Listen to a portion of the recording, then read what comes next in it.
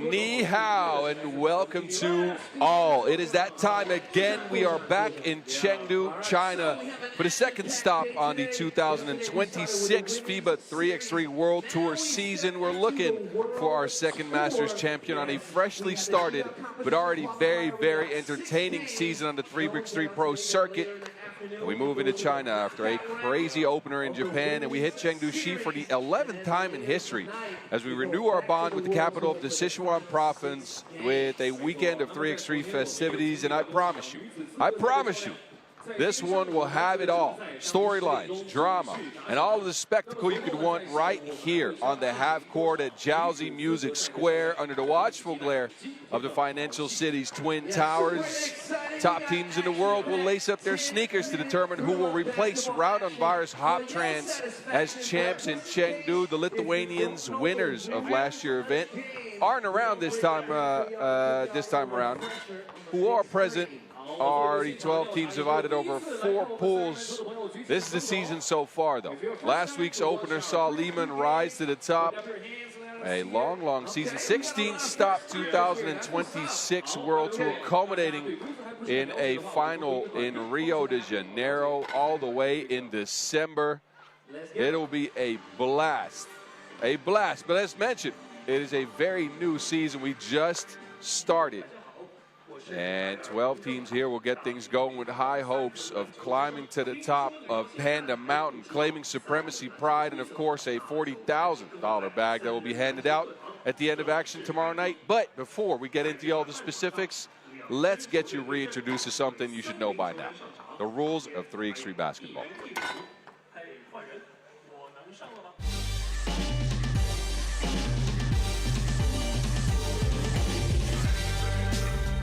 Yo, what's good? My name is Kyle Montgomery, aka the voice of 3x3, and if for some reason you still don't know the rules of 3x3, it is time to tap in. Class is officially in session. So on our half court, you've got 2 teams of 3 players with 1 additional substitute on the bench. Yo, what's up, sub? Can I check in?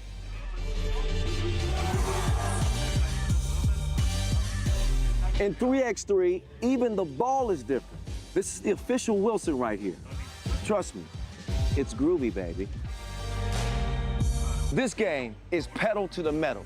10-minute game clocks, just 12-second shot clocks, and a 1st to 21 scoring format for the win.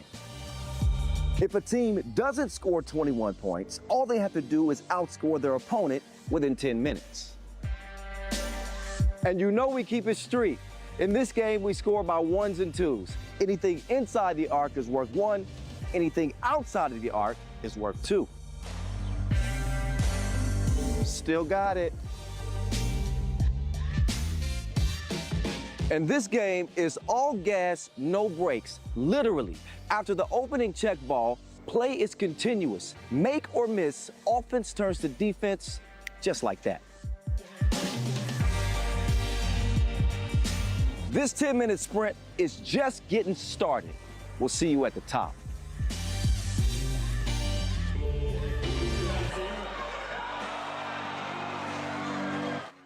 Who will we see at the top here in Chengdu? We will know tomorrow night. These are your previous winners. As mentioned, we've been here a bunch. This is the 7th ever Chengdu World Tour. Piran got it started. Liman got one. Twice, actually. Novi Sad, Ub, Hushanani, and as mentioned last year, the Lithuanians for Ulaanbaatar's Hop Trans, they are not present here. We will crown a new winner in Chengdu this time around. These are the teams present. We got the #1 team in the world lacing them up. Of course, Miami has a #2 as well, just coming off that opener last week with Liman won. Some new teams we haven't seen before: Toronto, Ulaanbaatar, MMC Energy, DeQing as well, Bordeaux. Shinagawa was present at the opener in Japan, and Tsukuba. Our first look on the 2026 season for them. Before we continue, we have to get introductions out of the way.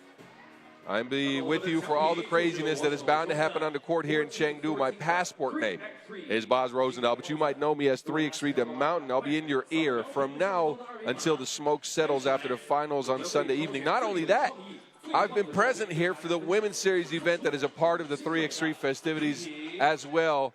That event will be closed out throughout today's action. I'll get you updated on all of that. But these are your pools. We got to get into that first. They'll be lacing them up against DeQing and Bordeaux. Miami will look to turn things around after a subpar showing at the opener. They got Ulaanbaatar, MMC Energy, and Shinagawa to take care of. Of course, Liman, red hot. Winners of the opener in Pool C, and a highly contentious Pool D with Antwerp and Shanghai. We start things off with Pool B action. As mentioned, we'll be with you all day today. It's the men's who get things started, and we halfway through pool play, we get a break, and we'll go into the women's series. We'll get that sorted, and tonight we'll finish up pool play. These teams will get us going. It is Miami.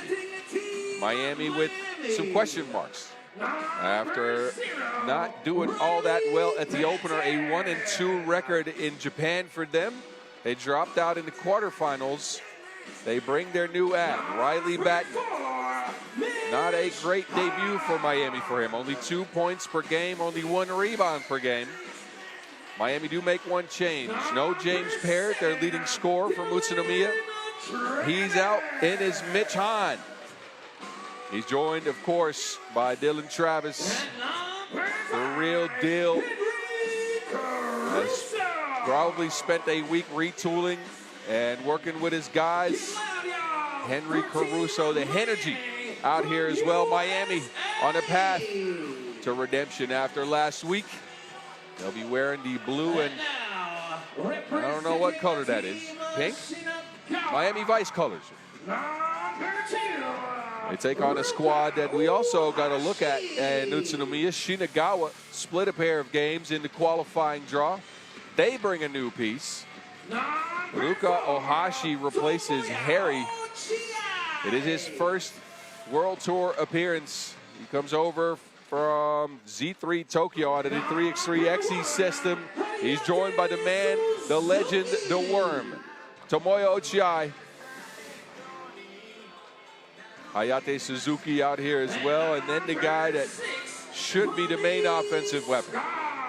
Vonnie Scott came over from Kanazawa, won a challenger event with him last year, picked up an MVP, 6 points per game in 3 events played on the pro circuit last year. He's a new add to this Shinagawa team. The Canadian can hoop, I'm telling you, and he's going to be a force in the paint, as well as driving from the perimeter.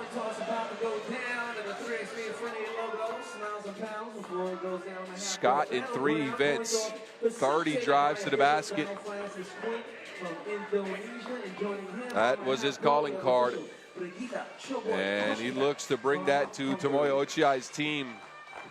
Shinagawa with a challenger win themselves last year at the opening challenge, Bao Ding. That was their high point of the season. They had 2 World Tour appearances, never got out of the pool. Best finish was 9th.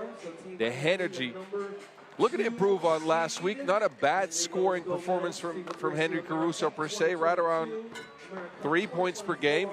Like to get him to 4.5.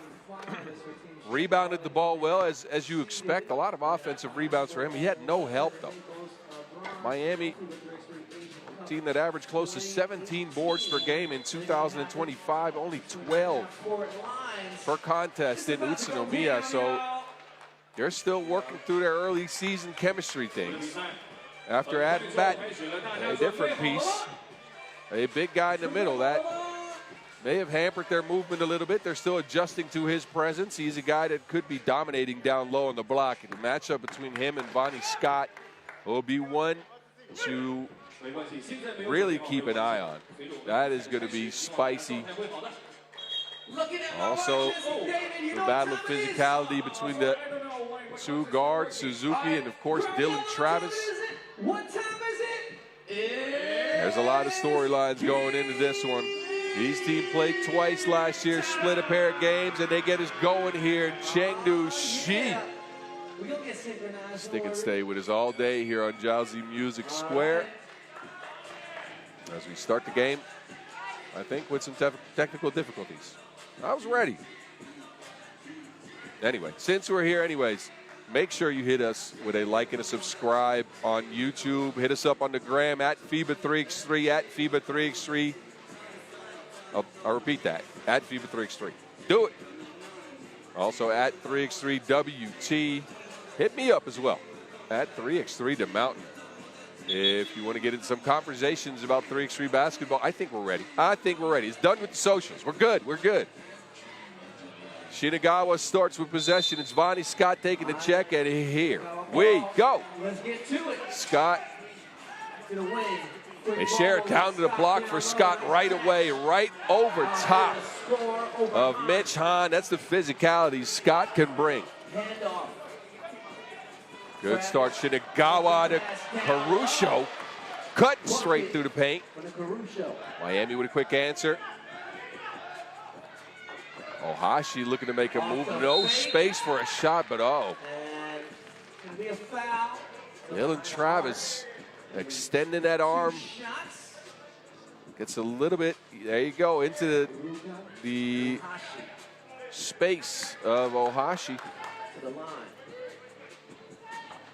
And it sends Haruka to the line for a couple of looks at his first World Tour score here.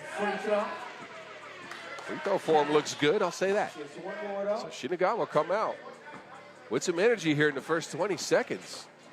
As expected from Japanese teams that mainly feature in the 3x3 XE ecosystem. They have a lot of speed on the squad. They feature a lot of scoring. Question is always how well will they hold up defensively. Here we see Scott and Batten. Hahn, in his first action in 2026, tries a logo two. That is off the mark and a 12-second violation. Shot clock ran out. Miami spent a week in Tokyo, Japan, preparing for this tournament. And I think has worked on some adjustments. There's that physicality. Travis and Suzuki.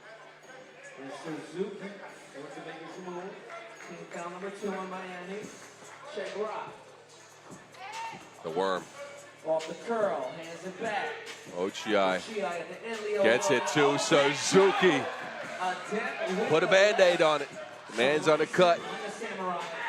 Caruso off the screen, offensive foul. And a foul call. Offensive. Vonnie Scott to the floor. Third foul on Miami, who are struggling to contain Shinagawa here early. Tomoya.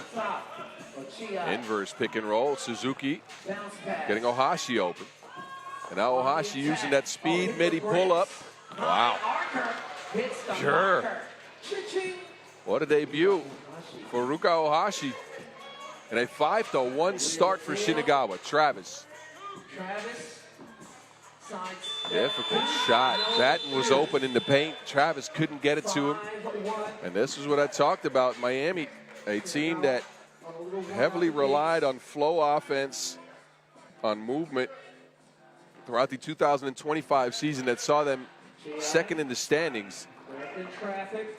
They're adjusting heavily. And it's not looking good here early. 6-1 Shinagawa, who've just come out of the gates ablaze. Batten will head to the bench as well as Ochiai. But the Japanese squad looking comfortable. Again, they split a pair at the opener last weekend. Never got to the main draw.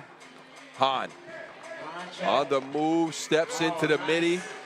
And some oxygen there for Miami. A much, much needed score. 6-2. Ohashi, another one. He's pulling up with a lot of confidence. This is my first time seeing Ruka Ohashi play, but I'm liking what I'm seeing so far. Mitch, yes. Big City sprinkles in a 2-ball. The answer's right there. As Suzuki cuts to the basket again. Caruso now. And Miami, I think, has woken up.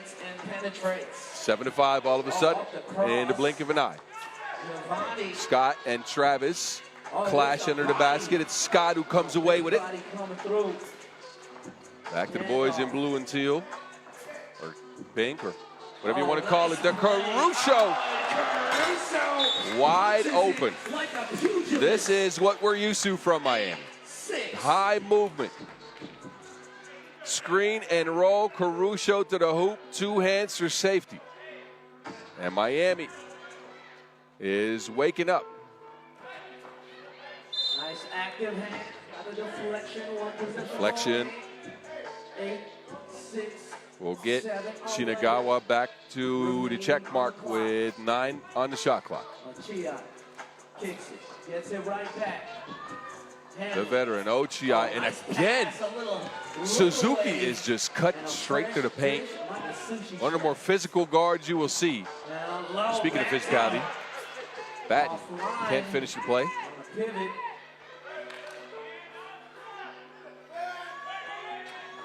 Oh, Hashi. He is not afraid, I'm telling you. Ruka Ohashi making his mark right now. 4 points for Shinagawa going into the first TV timeout. And the Japanese team is trying to make this a race to 21. They got 10 points after 3 minutes and 20 seconds. Miami finally got some clean action on that cut.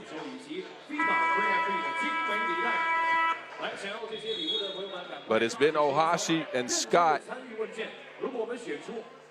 to lead the way for Shinagawa.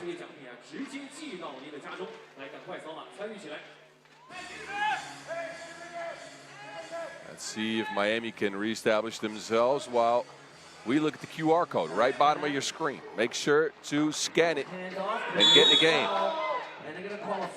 Tune in, get the standings, play some mini games, win some prizes even. And best of all, you can get your picture on the big board as we look at Caruso being fouled by the Worm.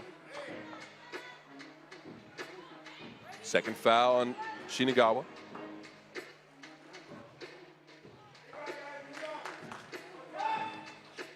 And the energy brings Miami within 3. Vonnie Scott now left to right, in and out.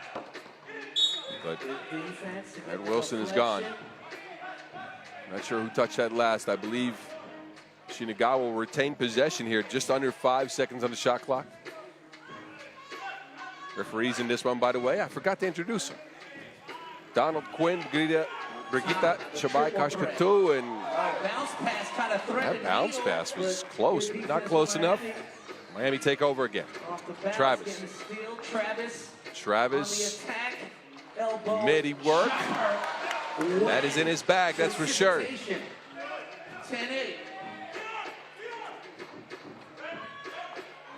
Suzuki, no space for a shot, but fouled on the play. I'm telling you, man, Hayate Suzuki is a blacktop baller. This man is all physicality from a position of, well, not too much size. I'll be nice about it. He's shorter, vertically challenged.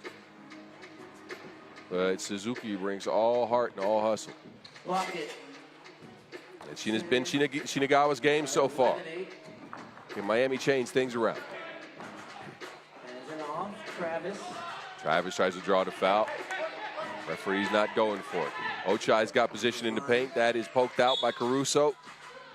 And another reset for Shinagawa. 7 on the shot clock. They bring Ohashi back. Suzuki will take a seat.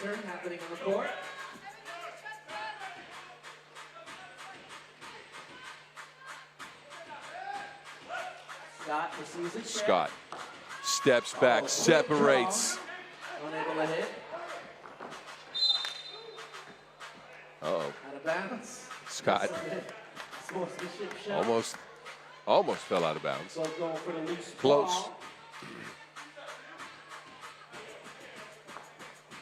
Team Miami possession. Travis. On. Tahan recovers. And Pressured, but fouled by Ohashi. So Miami 14 fouls, Shinagawa 13 fouls. Miami got 2 fouls to give, Shinagawa 3 fouls to give. Pick and roll action now for Caruso, going straight into Tamoya's chest. Get out the way. Finishes over top of him. Energy leading the way. Caruso's got 5. Off the fade. Suzuki, And 2 steps whistle. before the dribble. But look at Henry Caruso. He's attacking with intent. I told you he finished with averages of 2.7 points per last week. He's looking to improve on that. He's playing way more aggressive than we saw from him in the opener, especially from 2 range. No juice.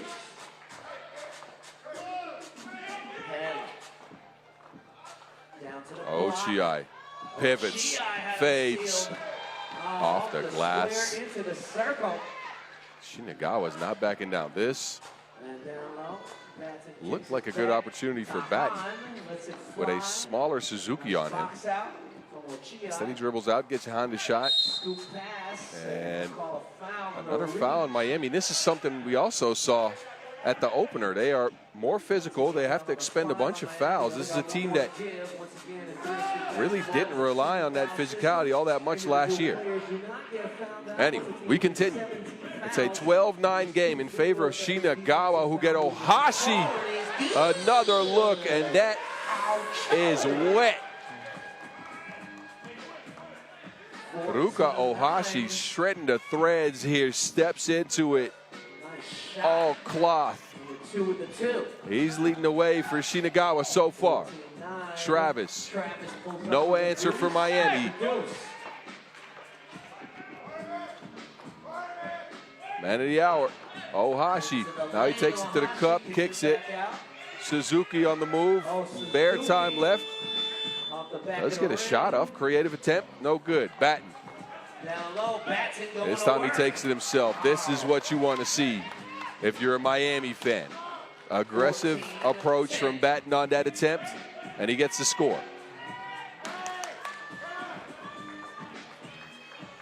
Heave from Suzuki. No good. And it's Travis again, no one home. And Travis gets it going at the rim. Ohashi, and he is hit with a technical foul. Flopping is what the referees state. Ruka Ohashi will get Miami to the free throw line for one easy look. They need it as they're looking at that deficit. Down 11-14. We warming it up. I know it's a little chilly.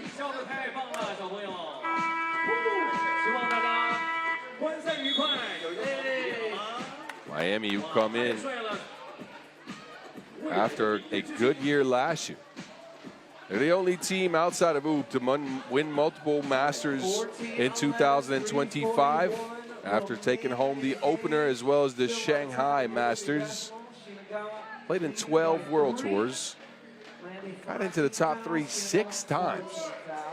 A stellar year, especially if you think about the fact that they got together as a group for the first time after Ed and Caruso, after a 2024 that saw them have 2 different looks. And now they add a new piece again in Batten, and Travis fouled on that attempt.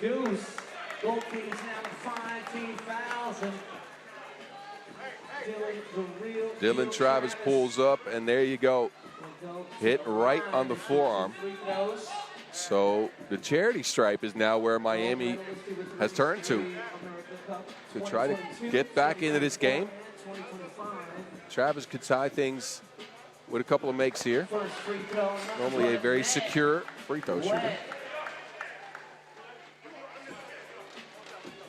And the real deal gets the first. 91% from the stripe in 2025. Well, statistically, that was bound to happen. Scott has been quiet so far, but the flurry of moves under the basket. Vonnie Scott with the double fake. Travis says, I can do the same thing.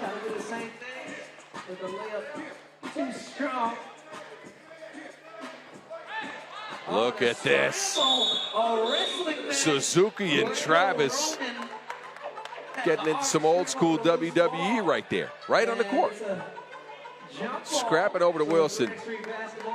Good hands by Dylan. Possession goes to the defensive team. It's a nice scrap. Miami will end up with possession after that jump ball, which is as good as a steal in 3x3. And there is Ochai stealing it right back. A bit of confusion there. Two players for Shinagawa went to try to catch the ball. Goes out of bounds off their fingertips. So Miami, a lot of opportunity to come back into this one. We've got 3 minutes on the clock still. They're down one. Caruso puts them up one. 16-15, Miami with their first lead of the ballgame. And then he gets another opportunity for his team. Great hands from the energy. Gets it back under the basket. Nothing there. Shinagawa are now looking at that first deficit of the game. Ohashi's been the go-to guy. Misses that one. And again, it's Caruso tracking down the rebound. Batten again with a smaller defender on him. Kicks it to Hahn. That is pure. Mitch Hahn finally connects from range in his first event of the season. So I think that's his first two of the season. And Miami all of a sudden looking very good here. They hold a 3-point lead going into the last 2 minutes after being down for most of the game.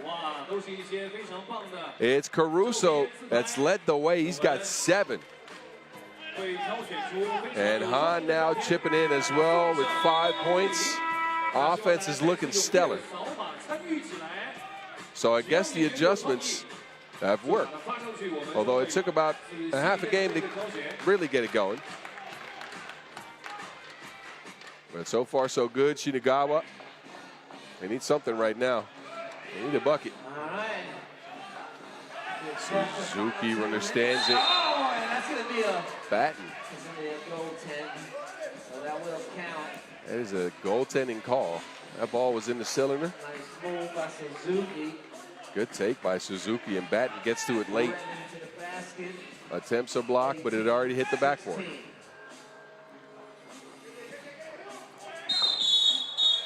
And Travis and Scott get tangled up.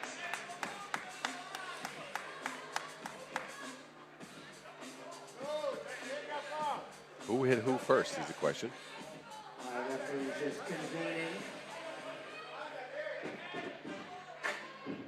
I couldn't quite tell from that angle. Bonnie Scott, as mentioned, the shiny new ad for Shinagawa out of Toronto, Canada. Popped up on our screens last year all of a sudden. An unsportsmanlike foul on him. That puts Travis on the line for 2 more. 7th foul as well on Shinagawa. And Scott does pull on Travis's shoulder there. No play on the ball.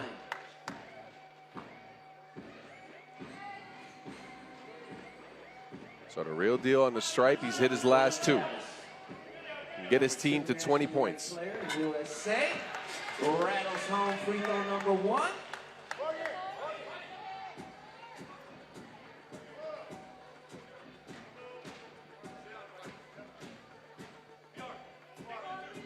Travis has got 6 points. Mr. Do-It-All. Fill a lot of different roles for this Miami team. Very versatile 3x3 player. We've seen him in a lot of different capacities throughout his time in our game. And now he's down. Dylan. Oh, his leg gets stuck there. But he grabs at his other hamstring. Slow to get up is Dylan Travis. Walks it off. And he's still kind of grabbing at that hamstring. Miami brought a physical therapist, so he is being looked at, sitting down on the side of the court. So Miami play with 3 for now. Last 2 minutes of action here. First game of the day, Mitch Hahn. What a catch. Man. Hahn and Caruso got more chemistry than a periodic table. That's how you end the game. Mitch with the touch. It's 21 Miami, 16 Shinagawa. Let's hear it for Team Shinagawa. Shinagawa, who are up for a large stretch to start that game, couldn't get the job done in the last 4 minutes. It's Miami who take the first one. Caruso and Travis each with 7 points to get this win. Miami looked good late. The question now becomes, what is going on with Dylan Travis's hamstring? We will know later on today, not now. I will let you enjoy the highlights as we get ready for a clash between the #1 team in the world and Bordeaux. That is on deck in 4 minutes, so stay right here.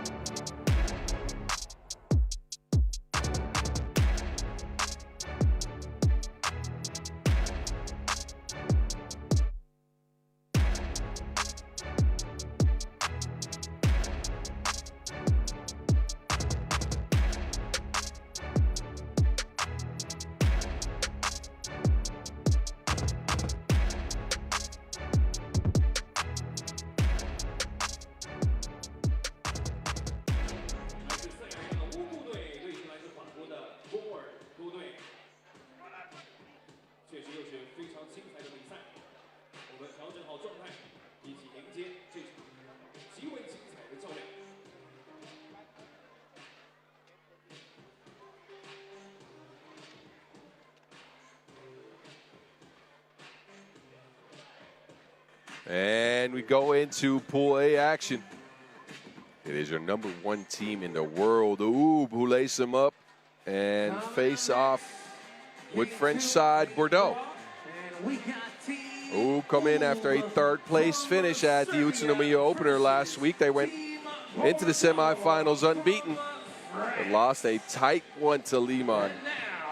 They play a physical style. Their physicality was met there. Offense slowed to a crawl. They lost by 1. So they repeat their start to the 2025 season here in 2026. A 3rd place at the opener. They bring their shiny new ad, though. The killer, Filip Kaluderovic. He led him in scoring last week at 5.5 per. He's joined by Nim Diesel, the Lemonator, Nenad Neranzic, and of course, the mustachioed bandito. The world's #1, Dr. Strange, Strahinja Stojicic. He came back from injury last week, maybe even before he wanted to, as Marko Brankovic is shelved with a hamstring injury. Stojicic, who hadn't played since the World Tour Finals last year, had to put his sneakers on and come save his team. It led to a 3rd place. Strahinja, not a ho-hum kind of tournament, 4.3 points per.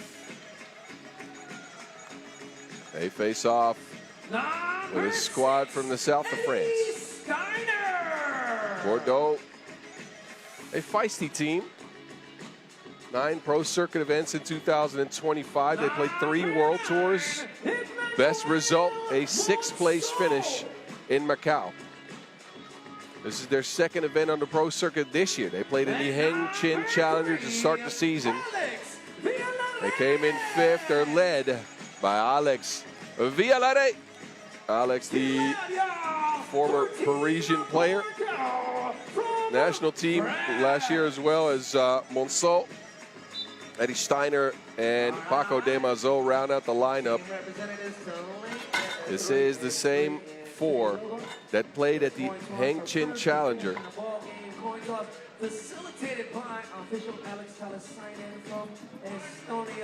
And that is where they qualify out of to get here.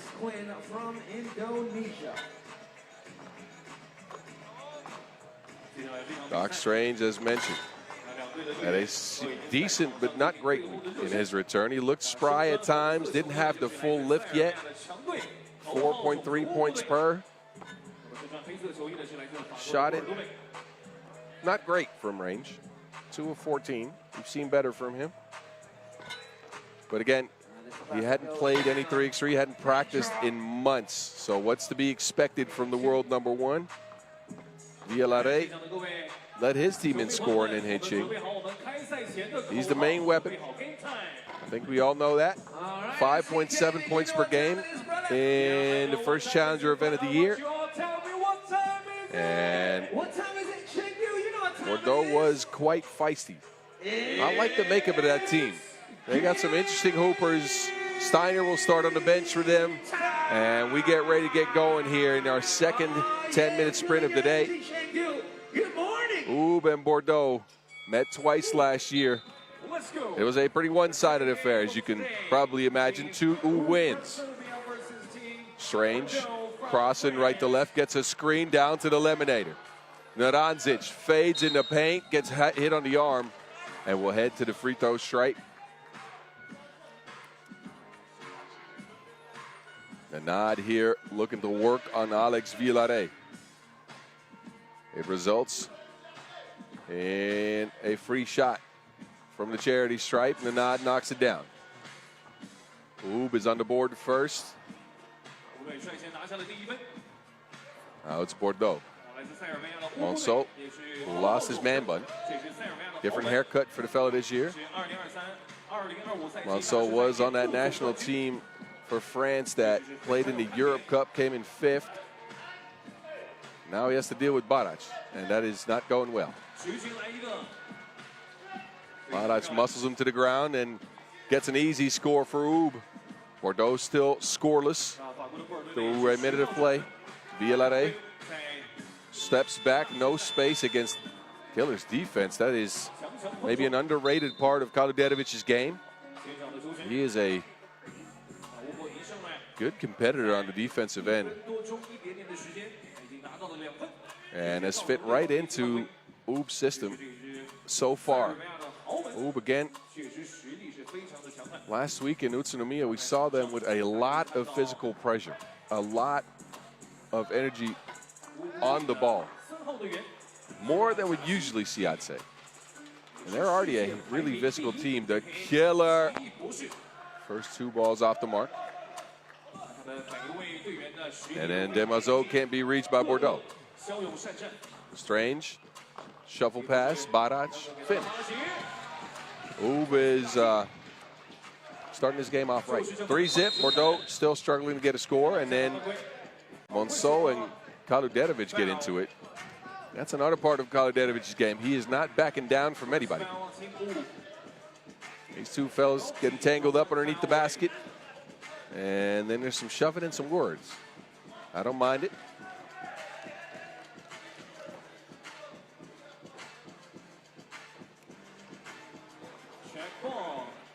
Villalare working off the ball screen. Demazo's open right over top of the doctor.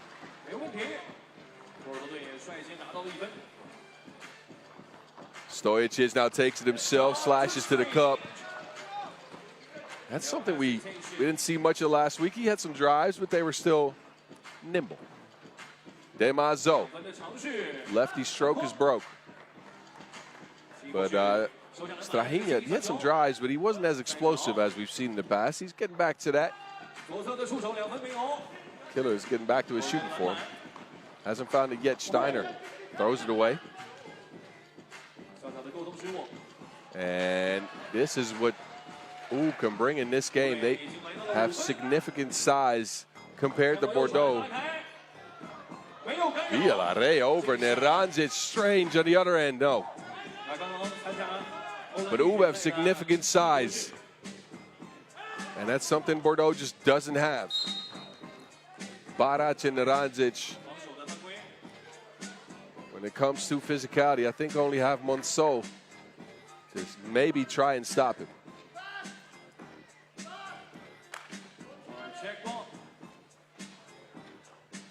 Here is Monceau, left by his lonesome. And the 2-ball has not come around for Bordeaux just yet. Barac, the bump and the bucket for Nim Diesel. 6 point for Ub, second foul Bordeaux, as Barac shows off the touch.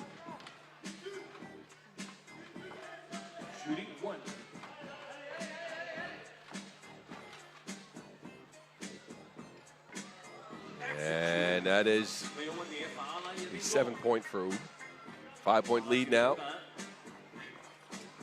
Both these teams met last year. One of their games was a blowout. One of them was actually a tight contest, a 1 point win for Ub.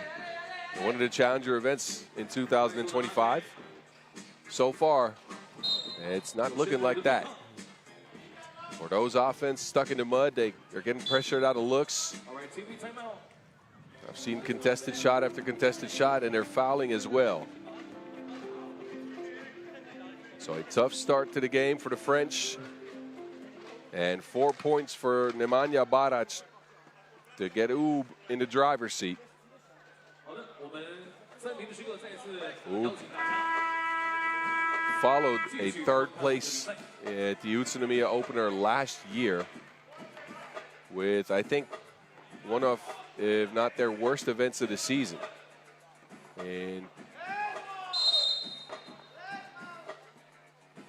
a rare turn of events, something you'd never see.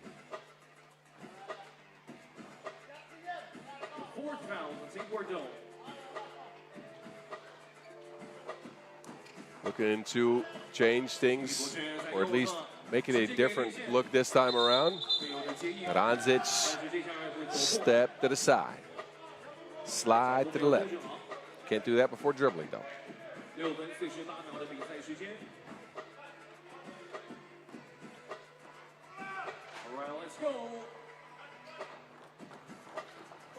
Villarreal on the move. Monceau over top of Barac. But Ub again, last year here in Chengdu. Same as right now, a week after the opener with an 8th place finish. And again, that's something you rarely see. What you do see a lot of is the killer knocking down 2 balls. And then Bordeaux with the offensive foul. Kaluderovic, this is what he brings. Double cross, spy game. And then snipes it from range.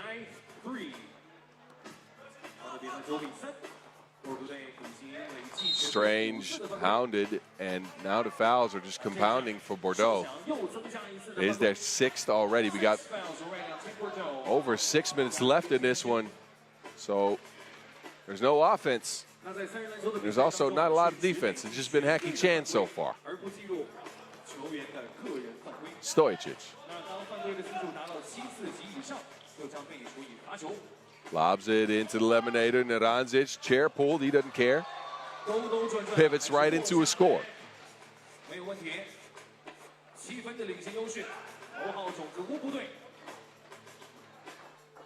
Monceau finally gets loose. Bordeaux's not out of this, but 4 points is not helping, and they have not been able to stop that man. Nim Diesel.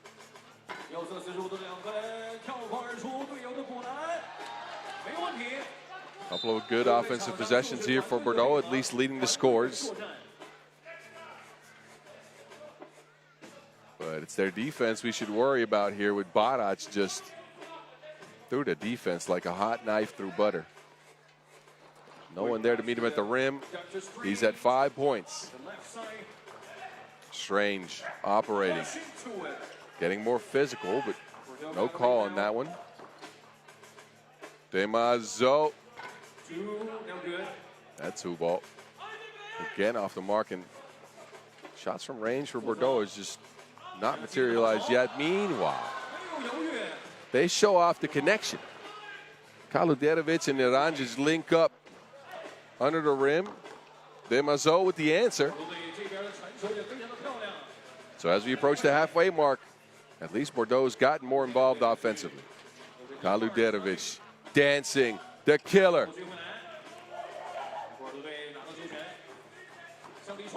Steiner whips a pass to the corner. How did he see Bielare?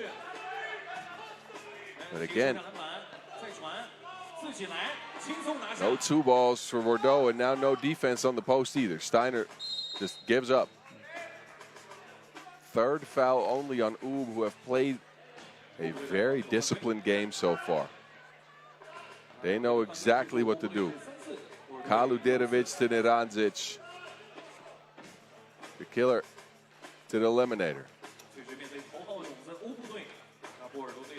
Steiner's free. Barac comes in from the weak side and pokes it away. It's out of bounds.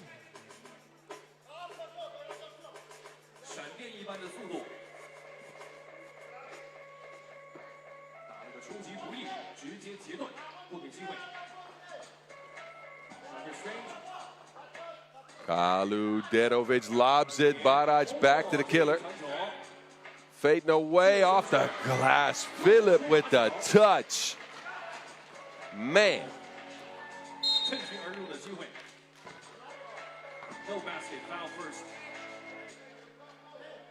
Kaludjerovic gets it back. Touch softer than Panda Fur on this one.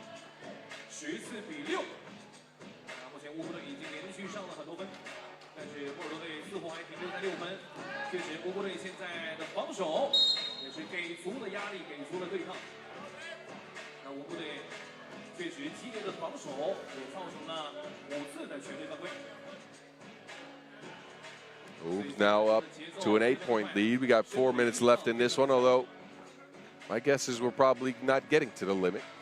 We might get to 21 first. Bordeaux looking to make anything happen right now. Bielare tries to get it to Monceau. Barac and Monceau got tangled up.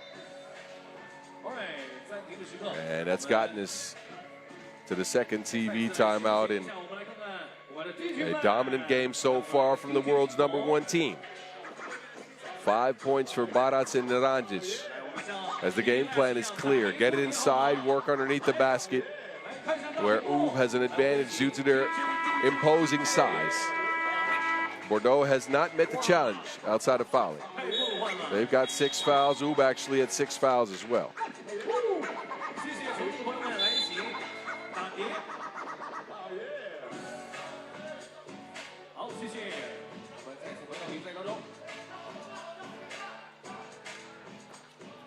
Bordeaux get it to Demazo on the cut.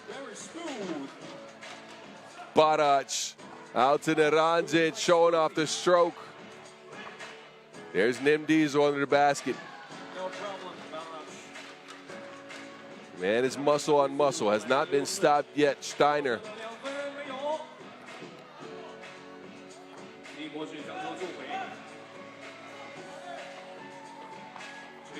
And here we go again with that inside work. This time around, it's an offensive foul.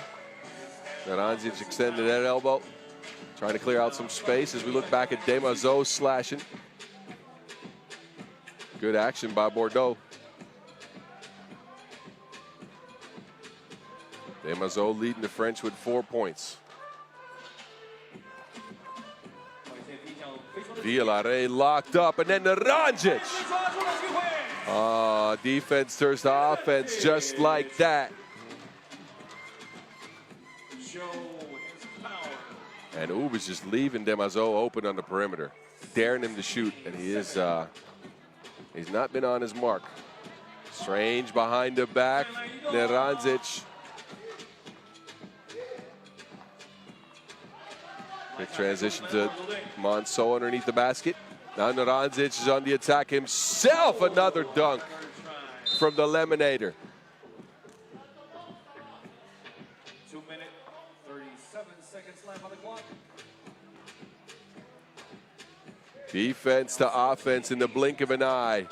Uber surgical. And they hold a large lead going into the last stretch of the game.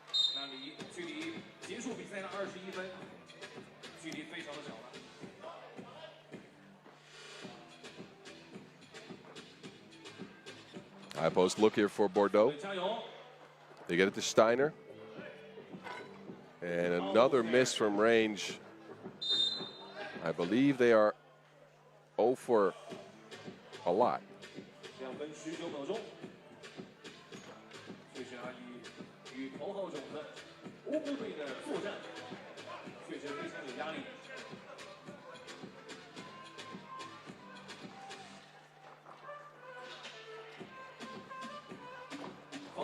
Villare, no connection.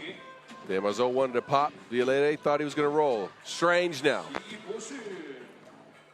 Quiet game for Strahinja Stojicic. He's got 1 bucket so far.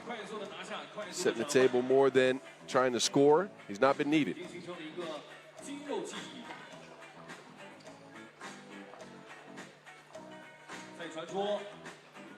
Villare from the 3x3 logo. And Bordeaux are just building a brick house underneath the basket. It is not happening from far for them. And then the killer's left open. That is not a good idea. You don't leave killers alone. Snipe ball from Kaliderovic. And no defense on the play. So Ub up to 19 points, 2 away from game. And as mentioned, I don't think we're getting to the limit. We got about 1:33 left. Bordeaux called in timeout. They want to talk things over. At this point, I think it's down to getting some points on the board for them. I think a win is likely not in the works.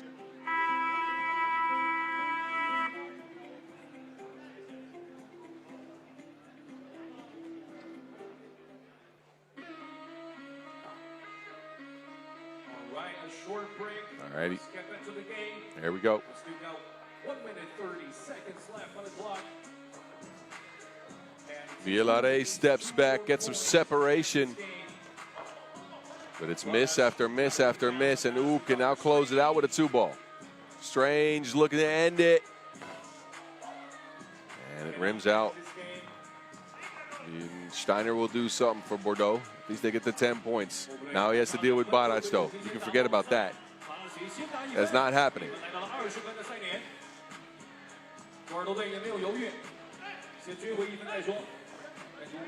Barac has position. Ranzit gets to the Stojicic. Strahinja. The 2-ball hasn't worked for him in this game. Again, he's not scored much. Hasn't been needed. Meanwhile, Bordeaux is just getting easy looks. Ub has let go under pressure. They have pulled their foot off the gas. They're trying to get to that 21-point mark. But you got to be careful. You want to keep some focus on the defensive end. Although this game is over. You know who's going to win it. A play for the killer. He is open. Third double attempt of the game, and then he finishes it underneath the basket. No box out on Bordeaux, and Ub get a win to start their campaign here in Chengdu. They got it done through a combination of outside shooting from the killer and inside work as Naranzic and Barac combine for 14 out of 21 points. All of them scored in the paint. Bordeaux got 5 out of Monceau, but their 2-ball was in lost and found, not here. So they take an L. Ub take a W. 21-12. Y'all enjoy the moving pictures. The next game is coming up in just a few minutes. We got a heavyweight matchup with the Skyliners in Antwerp. The Skyliners add a new piece to the team after Leon Verteeg's injury. How will that affect them? And can Antwerp find their shooting stroke after going Jekyll and Hyde last week? We'll talk about all of that in just a few. Enjoy the highlights. We'll see you in 5 minutes.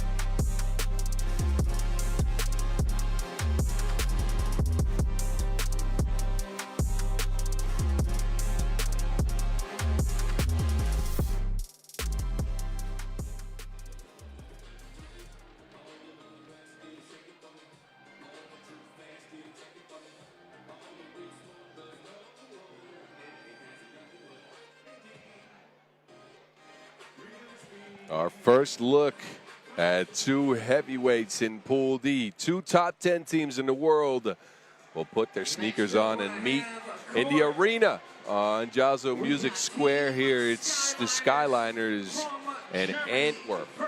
Skyliners bring a new piece. A devastating injury to Leon Fatigue last week saw them still come in second at the opener at their first ever Utsunomiya opener event. They add Attila Demeter. Attila, known for being on SG Marina Bay over the last couple of seasons. Of course, on the Hungarian national team in the past, has played on several teams on the World Tour. And they got him on the squad to replace what Fatigue is bringing them. Fatigue, however, as an injury update, he should be back this year. Apparently, it's an ankle fracture, but it's the best version of that. So he's looking to make his return in 2026. For now, though, they'll do it without him. Chef Koya is out with Kevin Bryant and Nicholas Kropp. These are the Skyliners that look to remain red hot. They won the Hengqin Challenger to open their campaign here this year, and then second in Utsunomiya. So this is one of the hottest teams in all of 3x3. They take on Antwerp, who showed two sides at the opener last weekend. They were hot, and then they were cold. It was a decent event for them. After winning the Shibuya Challenger, they came into Utsunomiya with some momentum. They end with a fourth-place finish after losing in the semifinals, but it was hit or miss for them as they went cold in some games, especially that semifinals that they lost to the Skyliners, so a good rematch here. The games that they shot well in, they won. They come in with the same roster: Kasper Eigensteiner, Casper the Ghost, Logo Joe, Dennis the Menace, and VVO. Dennis Donker, true to form, led him in scoring last week in Japan, 6.3 points per game. And again, this is a rematch of that highly emotional semifinal that we saw in Utsunomiya, where the Skyliners, with just 3 active players, stepped to the plate and took down Antwerp 19-12. They did it for Leon with a clear message before the game. They brought his jersey onto the court. They made sure to throw out the signs that he usually throws out. And these teams meet again just 6 days later on the half court here in China. What is Attila Demeter's impact? What can you do to get acquainted to a team and into the system and their chemistry in a week's time? How good can Nicholas Kropp be? He was ridiculous at the opener. Rose to stardom, I would even say. 7.8 points per game. The man hit about 50% of his twos. He has to carry the load in this version of the Skyliners. It is Antwerp in the dark unis, the Skyliners in the blue. We are ready for our third 10-minute sprint here from Chengdu Xi. Antwerp will start us off. Donker, no space for his shot, kicks it. Forts way behind the line, lets it fly for 2. Logo Joe coming through early in the game. Demeter starts on the course in his first action, gets it down to Bryant.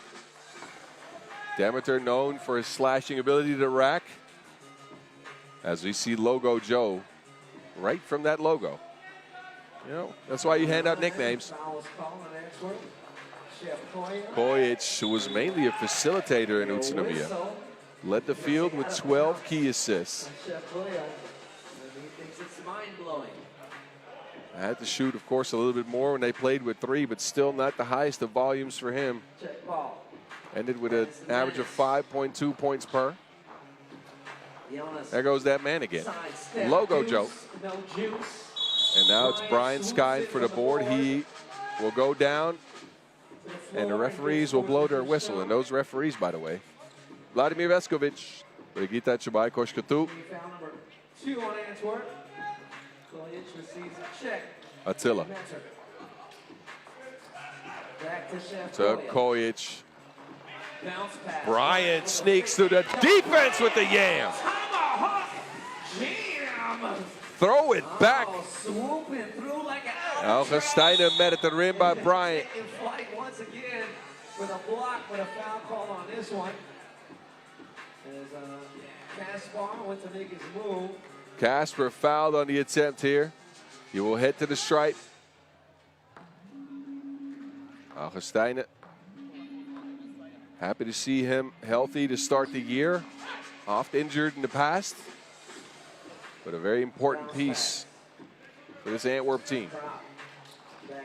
Krop and Koya. Krop on the attack, had BVO slipping. Oh no! Hit him with the Oh oh, big no! On his head! Oh, Nicholas Krop, what are you doing? Oh, and an alley-oop. Now Casper's ghosting people out there. Highlights here. My goodness. Oh, they connect Didn't even on give me one time to side. catch my breath. Augustiner this time scoops in the layup. But my goodness, Demeter underneath the basket. Sneaky move. Mercy with some English on it. So this game's got some pace to it, ladies and gentlemen. I hope you had a morning coffee. If not, you're awake now. Logo Joe all the way from the Enlio logo. That is gone. Man, you cropped that image on his head like a fitted cap. And then Casper gets some get back on the alley-oop play. If you don't enjoy this, I don't know what is wrong with you. Krop lines up a 2-ball. No go. Some wrestling underneath the basket. It's VVO and Bryant getting tangled up. Antwerp will get hit with a third foul.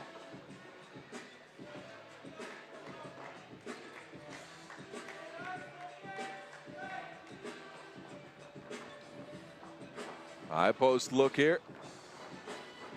And Kojic sees that deflected. So Antwerp showing some aggression on the ball screens, an adjustment from last week. They're really trying to make life hard on Kojic. Kojic now screening for Demeter, gets it back. Chef Koya down to Attila to Hunt. And two-handed for safety. Man, Got some bangers. we're banging out here. Attila. Burton that's held the basket. That rim is going to be sore after this game, I'm telling you. 4-4 to score. We've seen 3 dunks already. Please. Actually, 4 dunks. Continue this. I like it.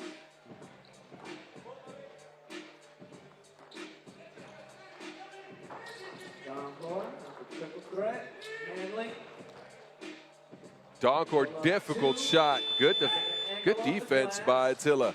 Kicks it to Bryant. Bryant now by his lonesome. Can't be stopped. KB coming through the lane, showing some aggression on offense in this one.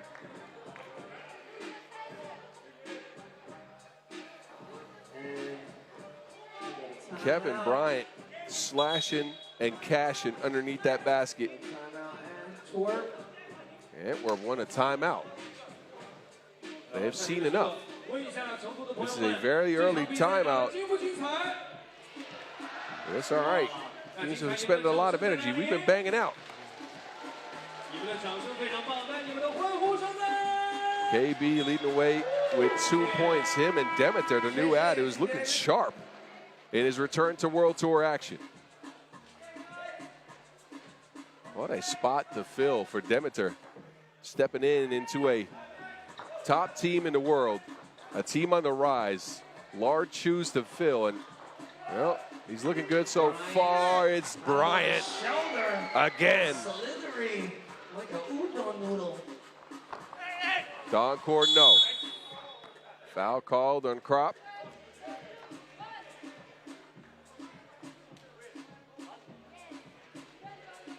Skyliners get hit with their second foul here. And Doncor to the stripe.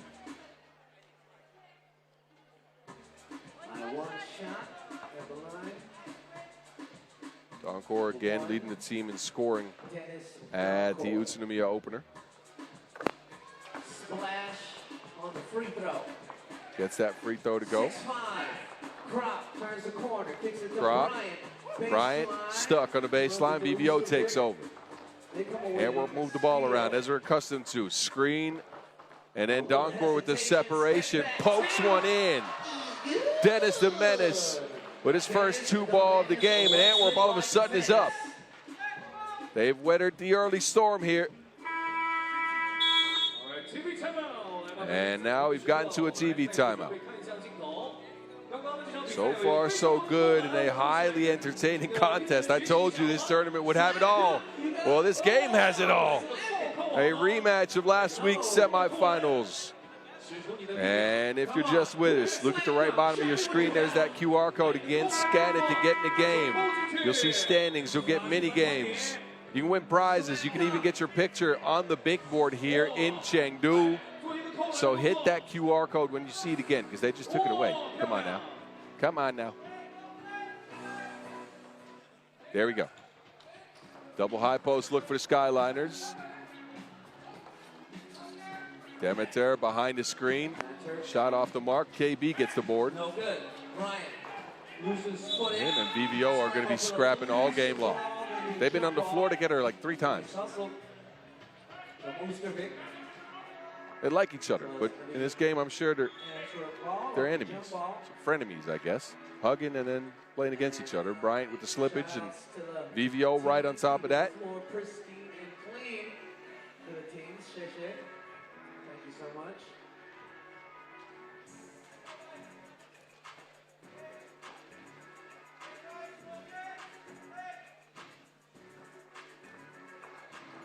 Pass block. Donkor around the screen. It's kicked. Forts no space for a shot, and then it's deflected off the leg of Augustinen. Off the fingertips. Uh-oh.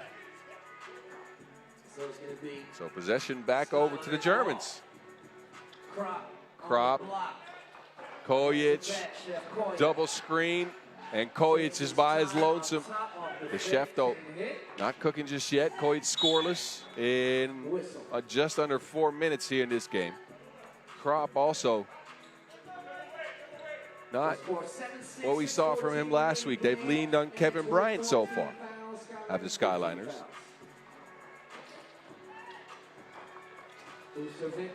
Donkor. Second 2-piece for Dennis. He's heating up like the stove is on. Dennis the Menace. Another pokey from range. And Donkor with 5 points leads the way. Antwerp is up by 3. Kojic with the fake. Good hands by Augustinen.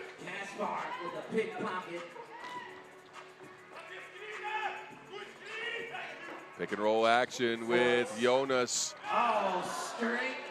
Driving slow like Paul Wall is Jonas Forts. But it's effective regardless. Kojic to KB. And it's the inside game that's working for the Skyliners. But the outside game has not come around. Krop and Kojic, as well as Demeter, have not knocked down their 2 pieces. That's the difference in the game so far. A foul called on the Skyliners. Kojic had some words to referee Veskovic. He had some thoughts about that. Wanted to share them. Donkor, same spot, same result. Dennis the Menace is on a tear here, stopping Krop as well.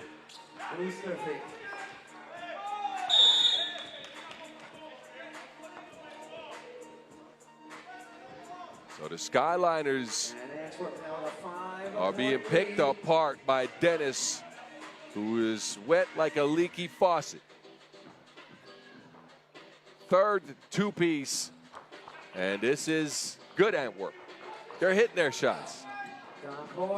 Donkor again, heat check, no good. That one well defended. Demeter down to KB. That pick and roll for the Skyliners is a piece of art. Tough to stop. Both teams with 5 team fouls. They only have 1 foul to give each.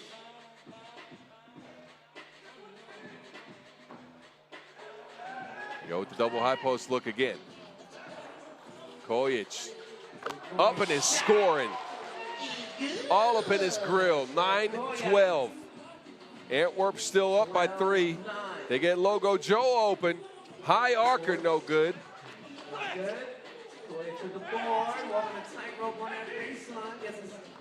Takes him a long time to get the ball outside of the 2-point arc. There's the chef again. But it's off the mark. Forts carves out space. Underrated part of Jonas Forts' game is that he has the ability to put you in a blender underneath the basket. He can carve out space and get easy looks. He does it again. This time shares it with the menace. Kick out Logo Joe from the 3x3 Logo. And Antwerp are ablaze. They are shooting the lights out. Demeter, no, stuck, turns it over. Dennis again. It's deuce after deuce after deuce for the Belgian fellas. They have a large lead. Look at Forts' range. Rainbow shot from Logo Joe. And another 2-ball down for the Belgians, who are in firm control of this game. They're getting some get back for last week. They took a trip around the world from Japan to Belgium back to China. And they are here and looking hella sharp. I gotta be frank with you. They are looking very, very sharp. They're picking apart the Skyliners right now. And the Skyliners just can't find a stroke outside of one Kojic, 2. Krop's been rendered ineffective after closing in on 8 points a game in last weekend's event in Utsunomiya. Attila out to Krop. Can he find his offense? Attila trickles in a bucket. Game's not done yet. 5 points separate the teams, but Logo Joe has something to say about that. Deep shot from Forts again. Attila now looking at Krop underneath the basket. But Krop not finishing through the physicality. Jonas down to Casper. And it's traced down. Forts gets his team another possession. Casper this time around with the fader. Second offensive rebound. Casper working it. No. Another chance for Antwerp. They're dominating the glass. Forts calms things down. On that slow drive again, and he is so effective going to the basket. 16-10.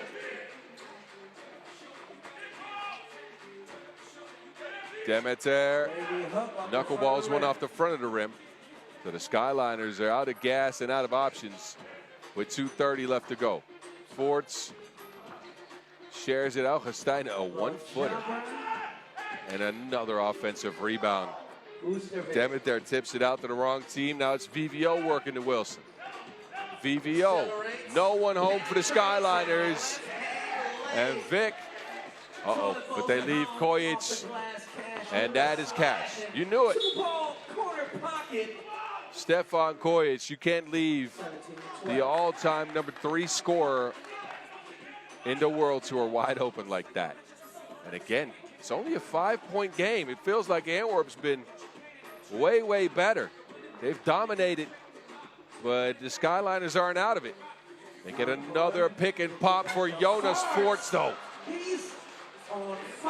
Man, somebody put these guys in a cold shower after the game. They are on fire. 2 away from the 21-point mark.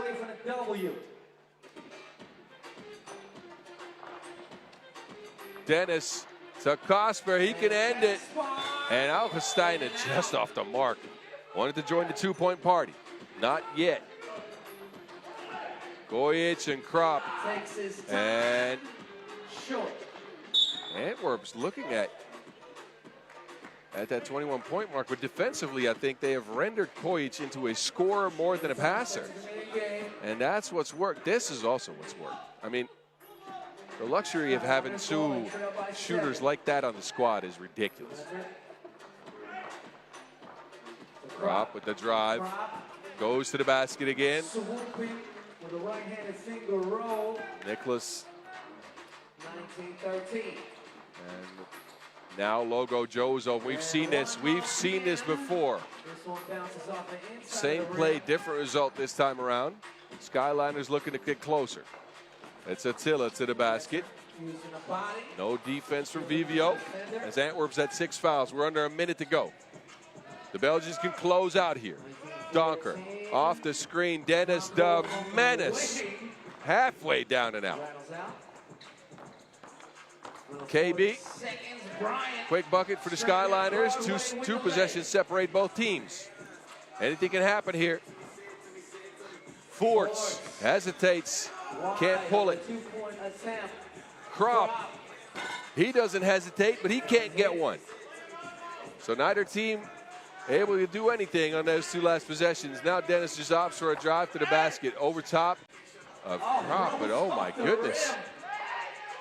Attila needs to work things quickly. He will try it too. Krop gets the board, kicks it to KB, but time's running out for the Skyliners. Donker wants to get to 21, cannot. And this will end with 10 full minutes played. Antwerp take this one back by some hot shooting. Joe Jonas Force leads the way with 9 as he had the sniper scope unlocked. The range was there for Donker as well. He finishes with 7. KB led the way for the Skyliners, who couldn't repeat last week's magic in the semifinals and take an L to start their campaign here. Antwerp looking very, very sharp. Uh-oh. The field be warned. 19-16 your final score. And please watch the highlights. If you tuned in late, check the highlights. There were some crazy dunks early in this game. I implore you, enjoy the highlights. We get reset here. A short break coming up.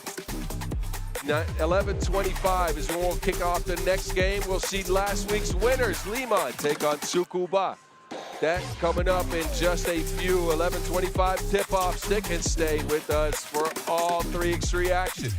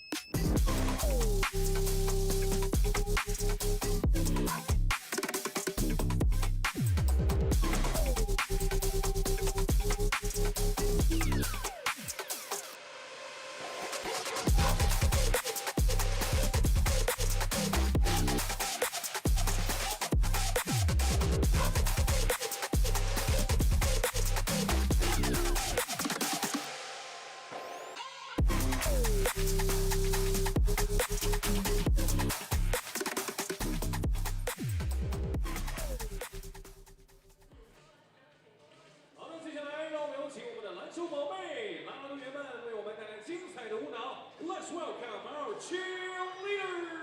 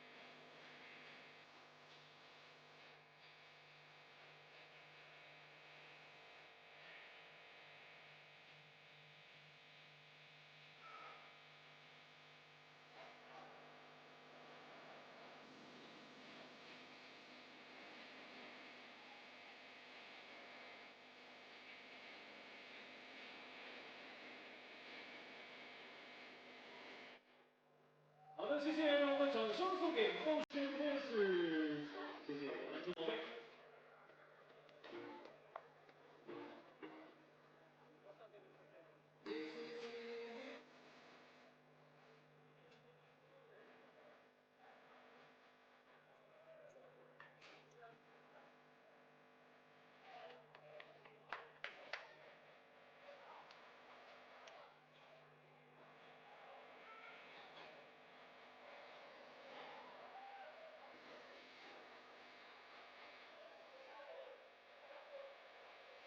All right, we got a game for y'all in the crowd.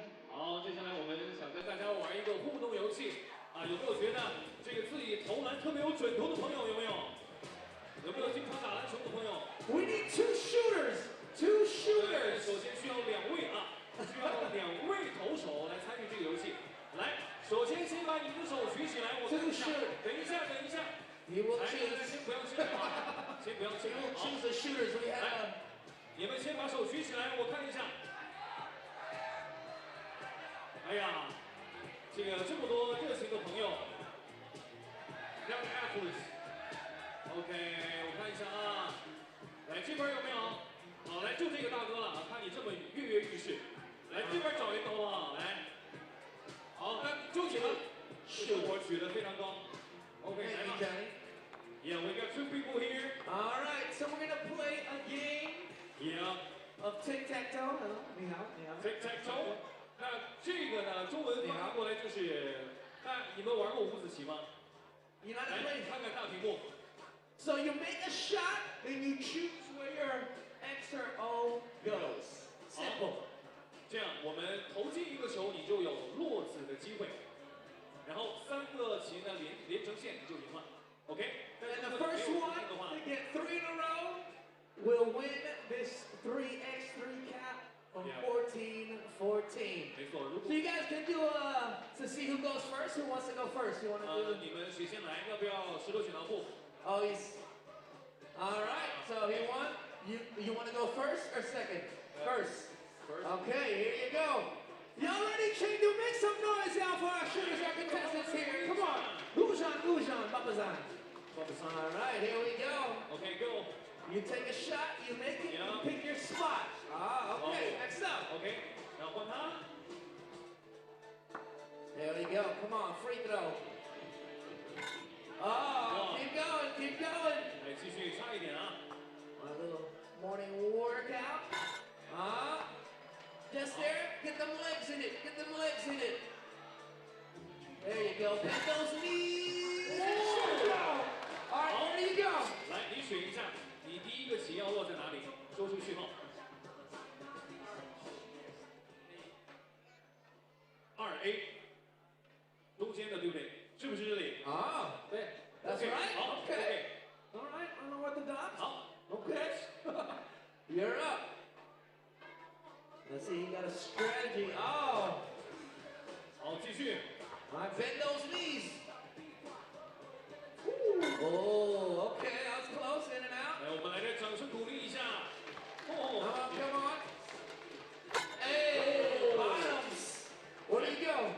来，你中间 B2对不对 Ah. ？OK， Oh, he wants the middle. Okay. We got the X. There we go. Next shot. Ah, shooter's row. Where do you go? 哎呀，挺多的吧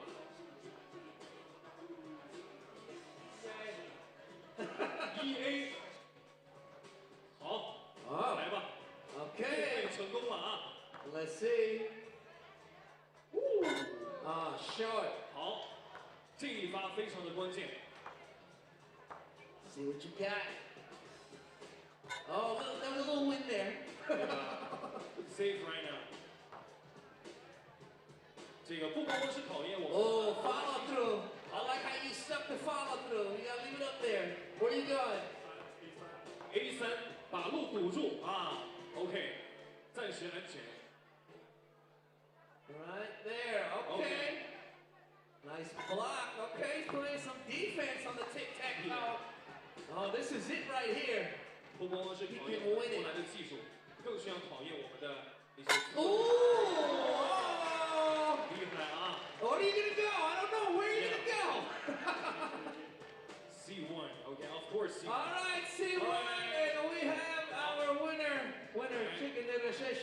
Thank you so much. 谢谢你们的参与。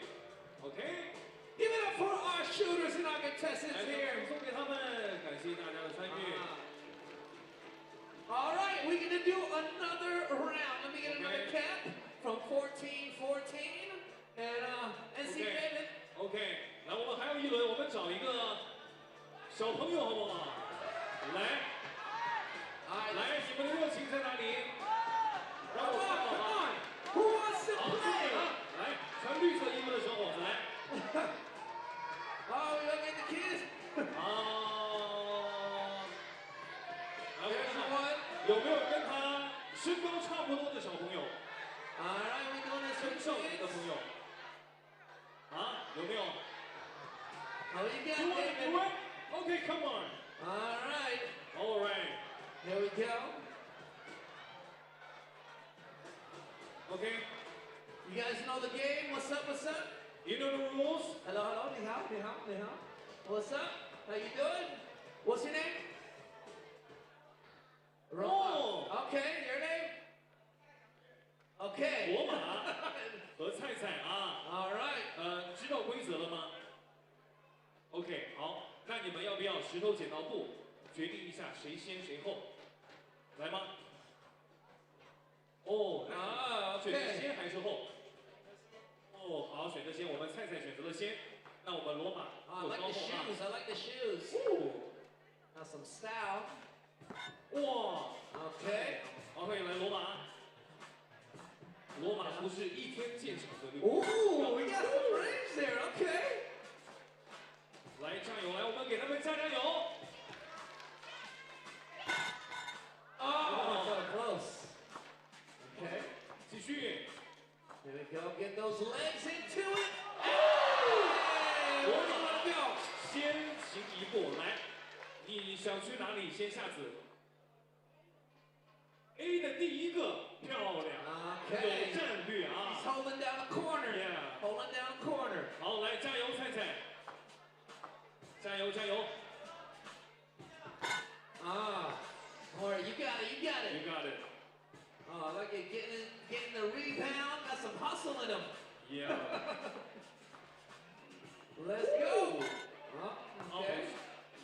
来，我们给他们加油！我说成都，你们说雄起来嘛！成都，成都。好，来罗马，哦 Ah, ，a great catch。 there we go. Oh! 来吧，再 What's 继续选 next? 择 What's A 的哪一个？下一个是啊 OK A 2。好， okay? You gotta make this one. You gotta get those legs into it. 罗马快 Your 建 knees 成 in 了， there. 我们的菜菜要加油。 There we go.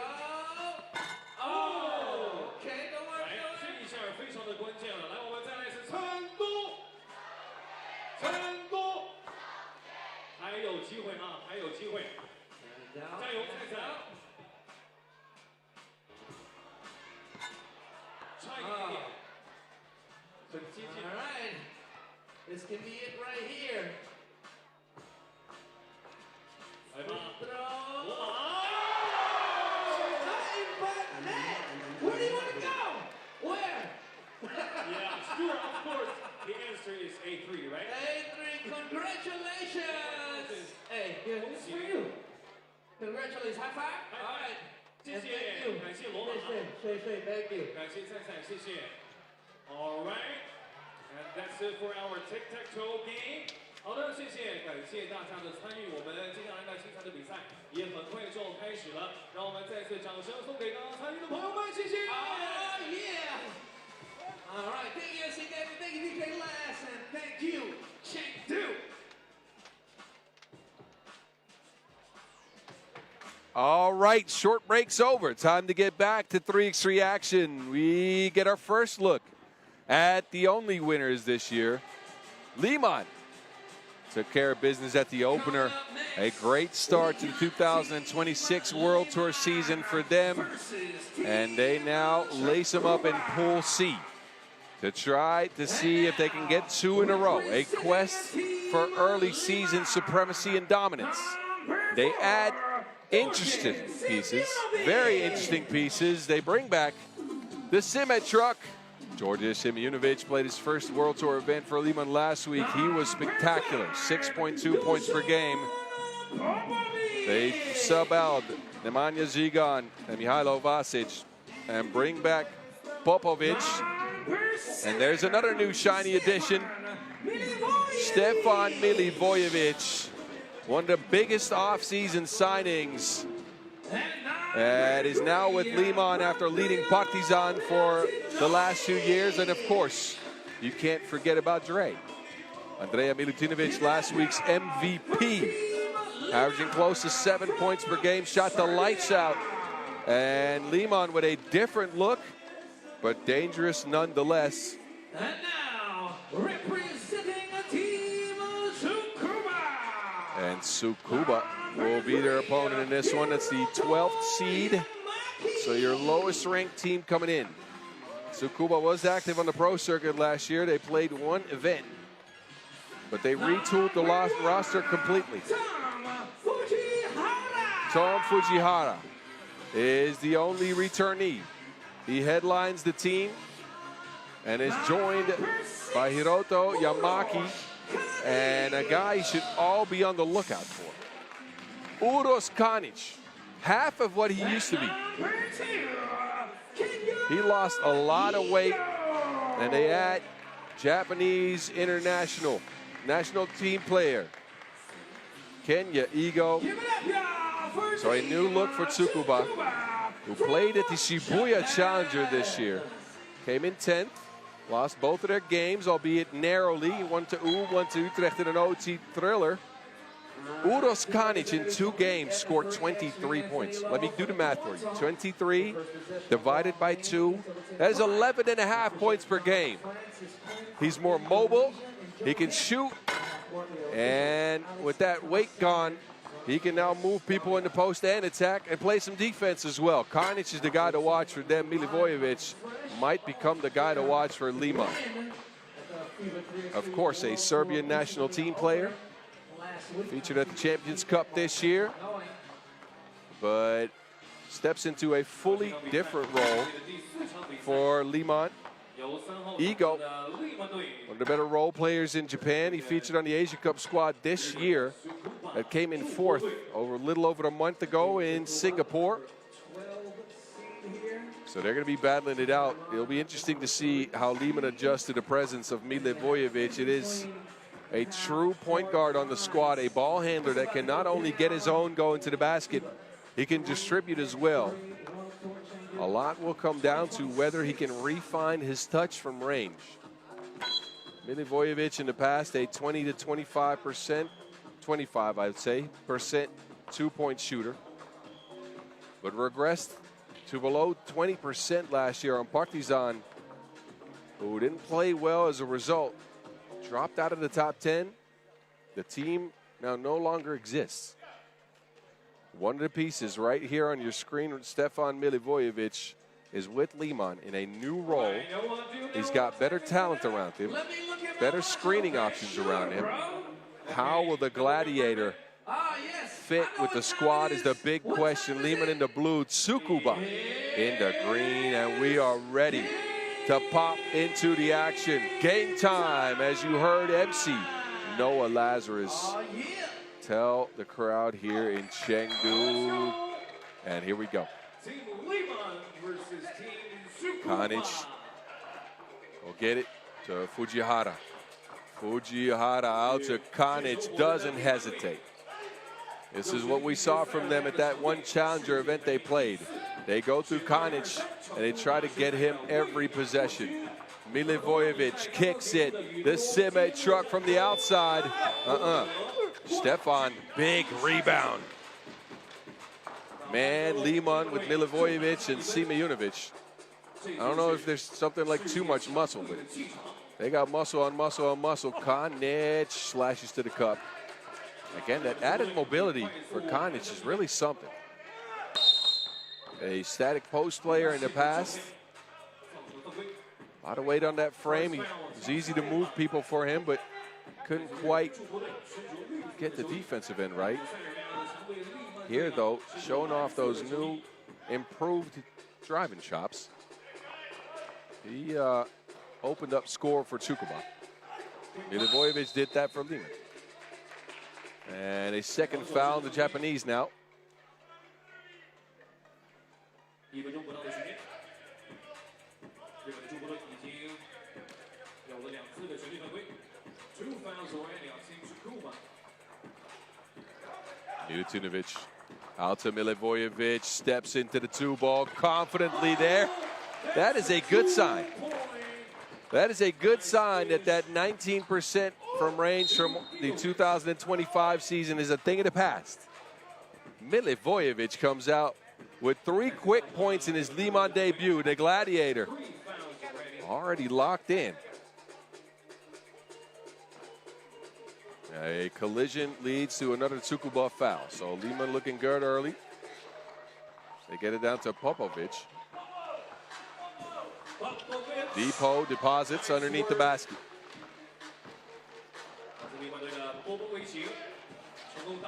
Tsukuba's got 1 point to show for things after a minute and a half. Fujihara. Man, that speed is something, but there's absolutely nothing he can do. Simeonovic catches him under the basket.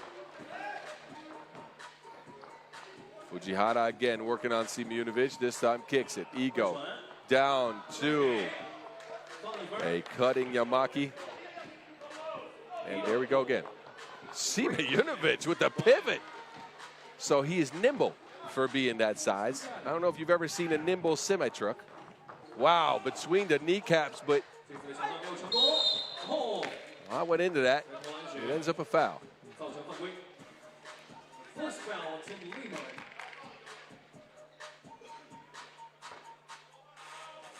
Ego on the stripe for a free throw after that first Liman foul. 2 new additions leading the way with 5 out of 6 points for the boys in blue. Konic secures the board. Pick and roll action with Fujihara. Fujihara throws it in reverse, and Tsukuba have found some offense here in the last minute or so. Look at the speed. Yoink.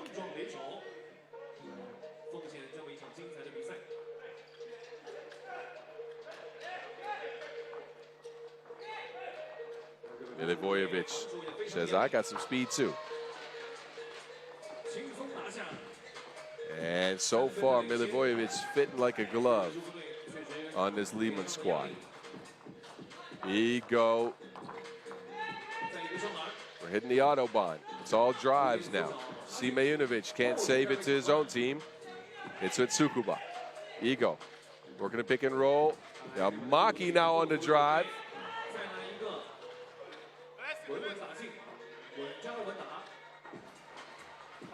And Milivojevic sees that one bounce off of his leg. They'll turn it over.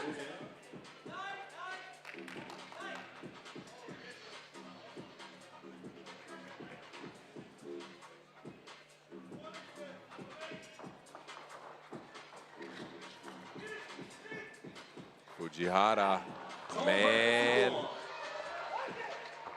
That is that Japanese precision. The man is all speed, and that will count.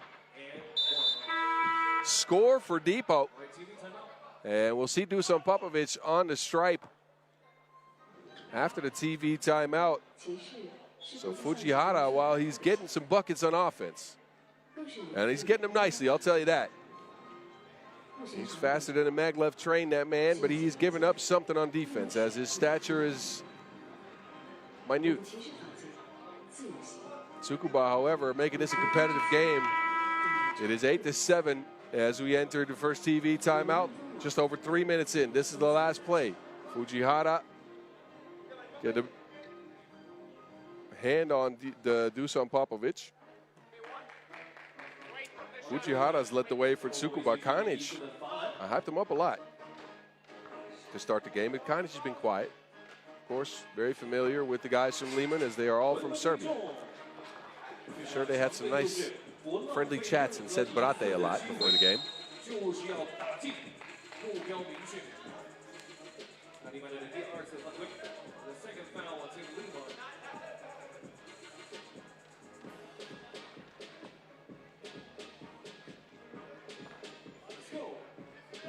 Let's go. Ego, Kanich has position, but passes over shot.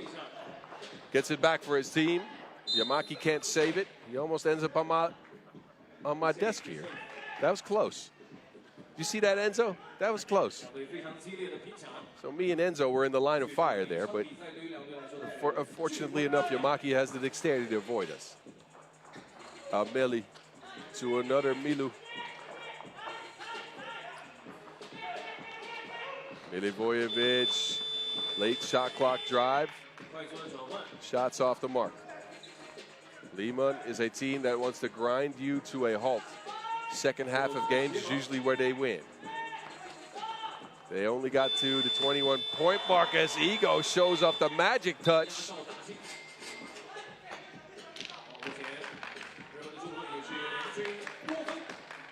Kenya Ego going into the fader. Float game. But Liman is a team that wants to grind you down. As mentioned, they played great defense at the opener. That's why they won. Depot moving some furniture.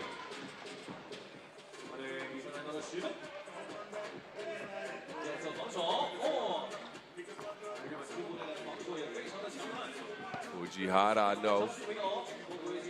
Question is, when will that defense for Liman become effective? They like to grind you down. They kept opponents to under 12.5 points per at the opener, while only getting to the limit, 21 point marks of the 21 points themselves twice in 5 wins. They went undefeated. That was a true defensive masterpiece. And that usually shows in the second half of games. Kanich cannot be reached. He has not been effective in this game at all. Technical foul assessed. Milutinovic. Maybe some acting on that fall. Referee Alex thought the sign had seen enough.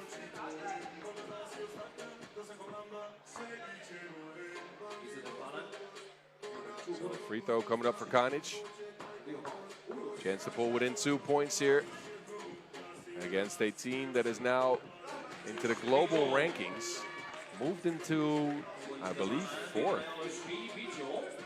So we're not talking World Tour standings, we're talking the global rankings on FIBA3x3.com. Liman right now actually in 3rd, moved past Amsterdam. Well, well. Uh-oh, Fujihara almost put Home Depot to the ground. Simeonovic sharing it with the DRE. Milutinovic. No getting to that ball when he's got those long arms going. Liman again with a 3-point lead here as we've crossed the halfway mark in this game. DRE to the basket.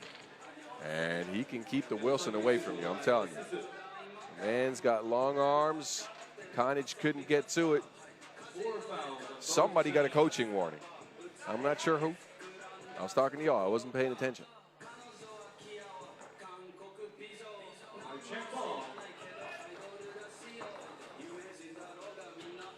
Ego off the screen. Gets another look at this. Kanich pick and pop. Opts for a drive. Right over top of Popovic. And Tsukuba are making this a competitive game through the first 5 minutes. Look at Simeonovic. How do you deal with that? The man's got muscles on his shoulders that have muscles on their shoulders. Kanich a heave. Pressured. And there goes that Liman defense again. Kanich, though, not settling for that 2-ball, looking to get his team some points from inside the paint. Rumbling and bumbling and making things happen is Uros. Milivojevic is also making some things happen. They share the ball quickly. Simeonovic. Faster to the rack than you would expect, potentially. He was upset. He wanted a foul call. Didn't quite get that. Kanich now open for 2. showing off the range. Uros Kanic getting his team back within 2 points. Tsukuba are really making this a competitive game. The pick and pop action with Fujihara is working its magic, and Kanic showing off the touch with a bit of glass. But I'm sure he called glass on that. No worries. I'll make sure to get the details on that. Anyway. Show your muscles. Wow. Oh, look at that. Oh, yeah. I like it. Liman will have possession coming out of the second TV timeout. They hold on to a 2-point lead. And again, a very different lineup from what we saw last week. I'm sure they've had to adjust some. The ERE down to Depot. Do it again. That's right. Popovic, one of the best role players in the game. Does a little bit of it all. He's got 4 points so far. Milutinovic hasn't been needed. He's got 1 point. Physical defense there by Popovic. A little bit too physical. Fourth foul on Liman. Ego, jab fake, zoom. Right to the rack. And Tsukuba not that affected by the Liman defense just yet. Milivojevic, Simejunovic right open. Bang outs for George. Kanic, absolutely not. That is still going. Way off the mark. But a more competitive game than you might expect. The Japanese women are watching their countrymen against the hottest team in 3x3 right now. Popovic spinning into action. Pivot didn't work. He missed it. And then a traveling violation as Fujihara shuffled his feet before he got out to the perimeter. Costly turnover maybe. 3 minutes left in a highly entertaining matchups between, well, Simejunovic wants to at least restore order here. The Sime truck with a deep ball. They run him off a screen. They get him an open look, and Simejunovic rewards it.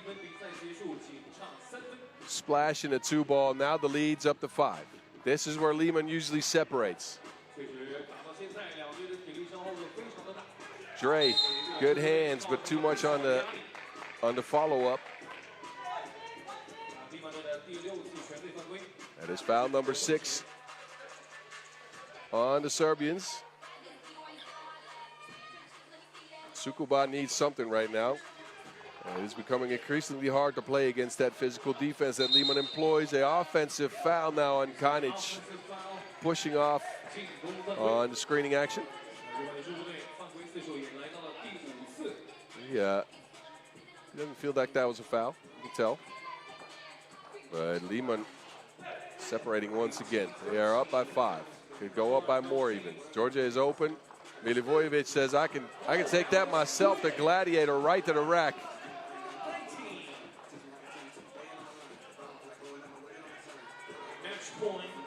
Kanic. No space for a shot, well guarded. And Simejunovic wanted to end things. Milivojevic snatches the board. There's a whistle on the floor. That will be accounted to Tsukuba. Look at the strength for Milivojevic. 6th foul on Tsukuba. Liman in general, they got one of the strongest lineups. Oh, Depot with the fakery and the makery. Popovic with a pirouette. This is not 3x3, it's ballet. Liman right at game point. But as I was saying, a very physically strong team. Somebody should have given them larger jerseys. Simejunovic and Milivojevic looked like they need it. Fujihara will get a layup. Liman is at game point, and looking to close things out. Simunovic handling the rock. Getting it to the DRE. Milutinovic, no. Simunovic saves it to the wrong team. Kanic contested. Ego down to Fujihara. Oh, no. Oh, no, it's Saturday, but that looked like it's Monday out here. Offensive foul, Simunovic. And Fujihara blew the crib. Badly. Wide open. Fumbled the bag.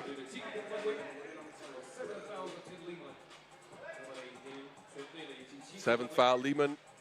No free throws coming. It was an offensive one. So another opportunity here for Tsukuba.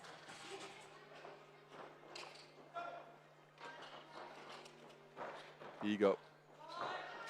Working behind the screen. Kenya cannot.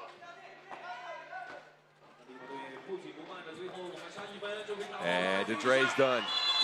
He's seen enough. He wants to get some rest. Get those knees on ice.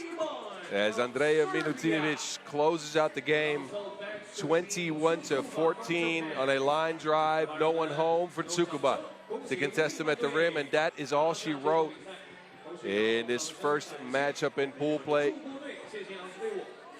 It was Simunovic to lead Liman yet again. He's got 8 points to lead the way. Balanced effort regardless. Milutinovic the lowest scorer with 2. Milivojevic and Popovic with 5. But it was that physicality that counted again late. The separation came after 6 minutes of play, and Liman raced to the finish line. You guys enjoy the highlights as we get reset.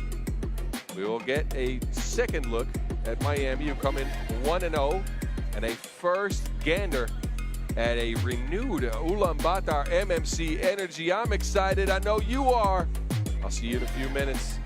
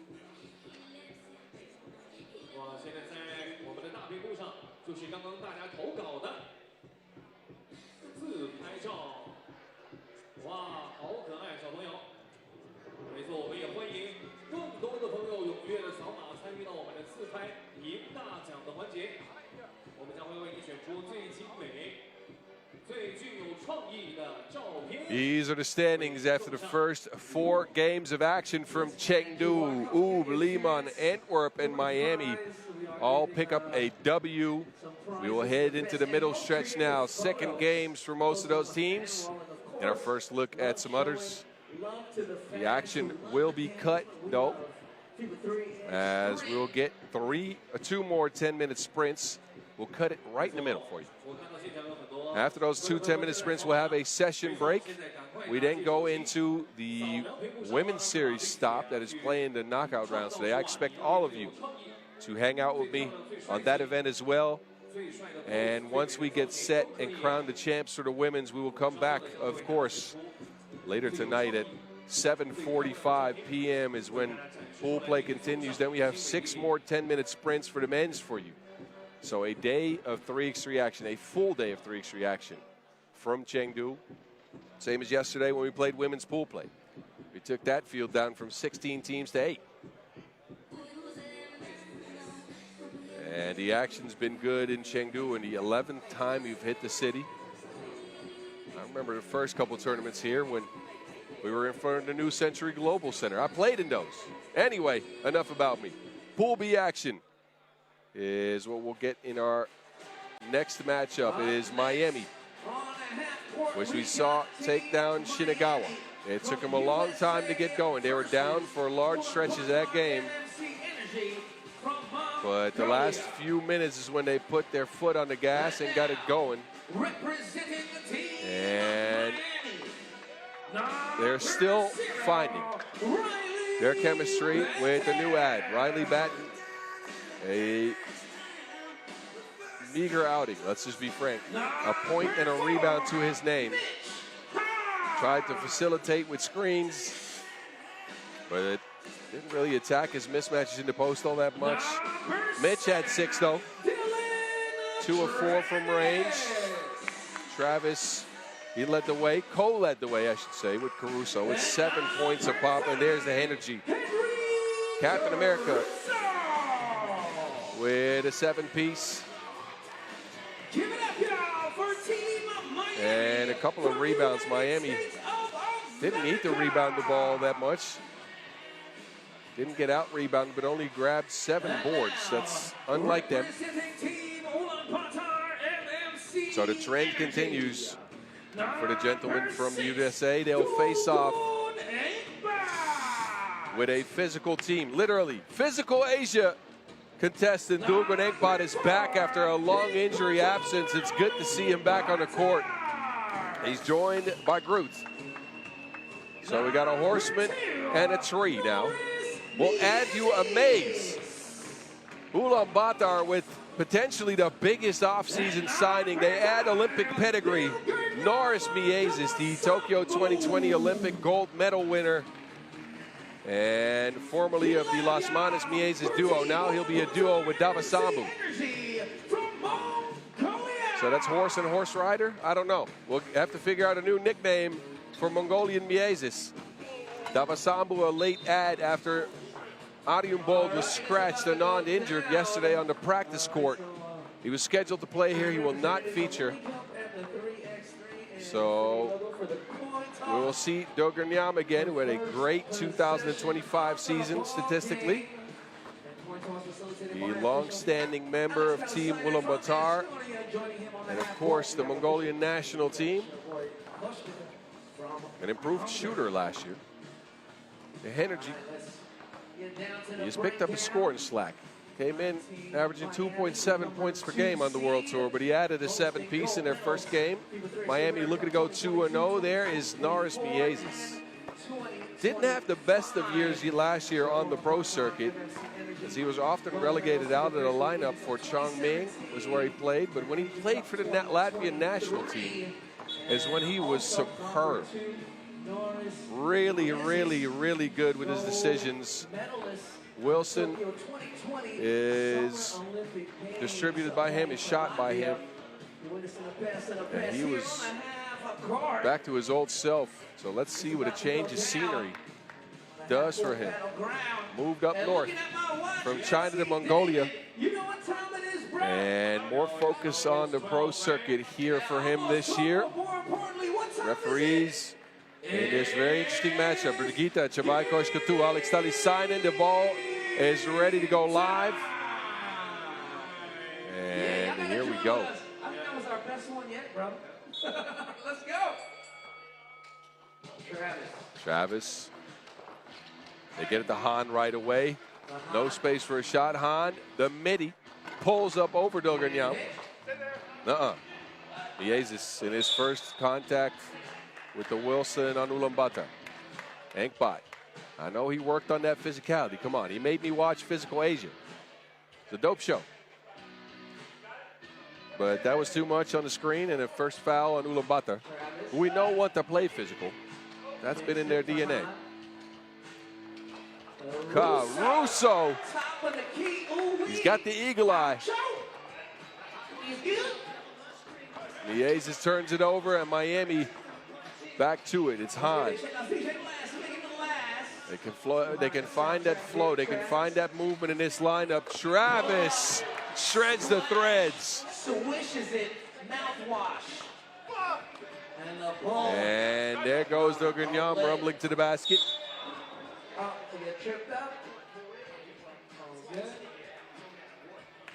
Ulaanbaatar had a tough season last year as we watched Travis knocked down one of two pieces for Miami. Ulaanbaatar finished the year with a 14-21 record. 2 top 4 finishes on the World Tour and 8 events played. But they dropped out of the top 10. We're in a part of the finals. And Dilla Travis continues to pour it on. Man, Miami is looking hella good here as Travis knocks down his second deuce. These teams met twice last year. Both of them, Miami wins, but the games are decided by a total of 4 points, so tight games it is. Groot is wiped away, but that is a goaltend. So the score will count. Groot almost got his stuff sent packing back to Mongolia. 6-2. Batten. Batten. Will get it outside. He can shoot it too. Bang! More tools than toddlers. And a long Yeah, I'm stealing that, Noah Lazarus. Miami's got more twos than toddlers. I like that. Everybody's contributing. Batten now hitting shots too. The big fella showing off his touch from range. He came in as advertised a good shooter. Antwerp, not so good a shooter on that possession. A big lead to Miami to open up play here. Caruso, Midi, pure as well. The touch is there for the USA fellas. Groot, no. Antwerp, yes. Ulaanbaatar fighting 2s and 1s. That is not a good idea, specifically if they keep letting Mitch Hahn shoot too.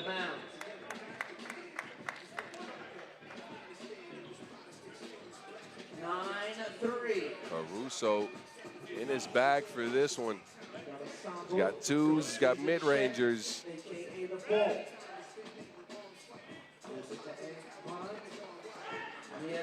Yezus, dude, Davasambu kicks it. Antwerp on the drive now, no one home. Oh no, but a pass at the end of the shot clock, and that, I think Antwerp should have just gone for the layup there. He had no awareness and a turnover as a result on his team. That could have been an easy score. Travis, Batten's got position. They really try to get him going. And the big fella, a couple of misses in the paint. You see the frustration on his face. The Gurniam feels like he has a mismatch. The Bull. The Bull can't get it. Batten swatted it away. Hahn now. And it's the Mays with a great pass. Good vision. The Mays gets the Bull involved in the scoring department. Travis, 2 ball. It's gone a little bit dry for Miami here. They knocked down a bunch early. Last couple haven't gone. The Mays here with what we thought he would bring. Connected passing.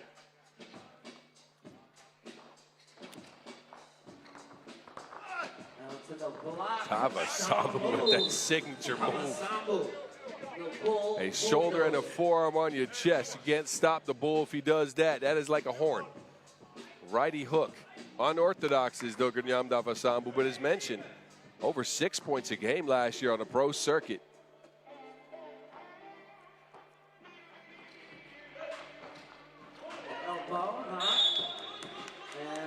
And a whistle now. 3rd foul on the Mongolians. 3 team fouls for Ulaanbaatar. Miami with 0 team fouls. Caruso, he takes it strong to the cup. Another score for Miami, who have looked much better here today after a subpar opener event last week. Antwerp, the thievery from Travis. And Hahn is now getting to the rack, forcing up a difficult look. It goes down as well. Now he has to deal with a Bull. And you can hear that slap. That was a 5 up top. So the Bull will go to the stripe after this TV timeout. But Miami started this game off strong. A flurry of early twos put the Mongolians behind the 8 ball like MJG. Yeah, you heard that. Relax and take notes. Anyway, Miami is looking quite sharp. Caruso, 4 points. Dillon with 4 as well. Mongolia's offense, the Ulaanbaatar offense that is, has not been crisp. They've missed a bunch of shots. Anyway, if you see the QR code at the bottom of your screen, you know what time it is. Get in the game with us, scan the QR code, and make sure to play the mini games, win some prizes, and maybe get your picture on the big board here. I would love to see some of you try that. As Davasambu gets it to 11-6. Caruso shares it with Han. 2 on the shot clock. Han, a contested look. Ulaanbaatar's defense held up on that possession. And they go back down to the body shop. Bull sharing with the Mays. Slicing through like a scimitar.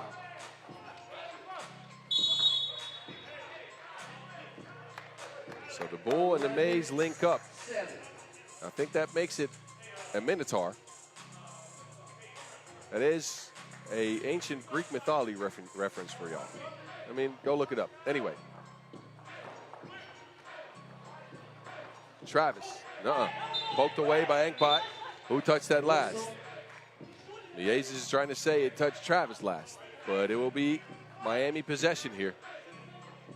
Referee Talisainen was right on top of it.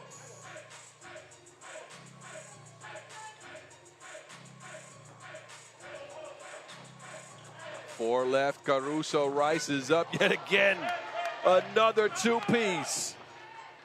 Man, Miami, they're bringing that 2 ball to life. Miezes, no. Ulaanbaatar struggling right now under the flurry of outside shots. Their defense not able to contain Miami. Their offense not able to get any easy looks. Batten showing some aggression. Fades, no. He's shown at least now more aggression towards the basket. In their first game, Batten wouldn't post up at all. Even if he had a mismatch, now he's going trying to get his own shot. 5 fouls now on Ulaanbaatar. Miami's at 1 foul. This is the Miami we've grown accustomed to seeing, that we know and we love. They're buzzing, they're humming. Everything is clicking right now. Han tries to attack Group. Fades over top of the tree, but it's Antwerp and Ulaanbaatar that comes away with it. Spins into action. Good move by Antwerp. Gets himself involved in the scoring. It's only a 5-point game. Far from over as we've approached the halfway mark. Travis fade. Now Miezes is getting faded. He shows Travis how it's done. And now we're back to a 3-point game all of a sudden, 13-10. Travis. And back to the Mays, 2 in a row, yes! Norris Miezes getting his team back in the game. 13-12. Caruso's got 2 already, can't get his third. Duganyam held up. Caruso wanted it to take a foul, but he couldn't get it. Look at him. Rolling over like a bowling pin. And that Bull is coming right at you with that strong frame. But look at Miezes. This is what Ulaanbaatar got him for. Scoring chops, ball handling chops, passing chops. He's doing it all. He's got 5. And Ulaanbaatar tie Miami here with a little bit under 4 minutes to go, I believe.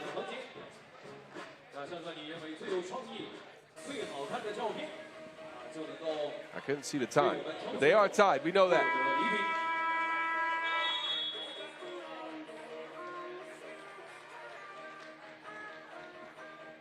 Referee Alex Talisainen Let's have some words with Dylan Travis. This is a timeout taken by Miami 3 seconds before we were popping off the TV timeout. So that is an odd call, but I'm sure they felt like they needed to stop the momentum. As Ulaanbaatar charged back into this game on a 5-0 run. Han, the fake, and can't get it to Batten. Uh-oh. Eggbot slices through the defense. In the lane with a left-hand lane. And then Miezis with a steal. It's 3-on-2. The Maze kicks it. Eggbot through Travis, and that is an offensive foul. Offensive. I'm gonna say hit him with the shoulder. Put a shoulder right through his chest.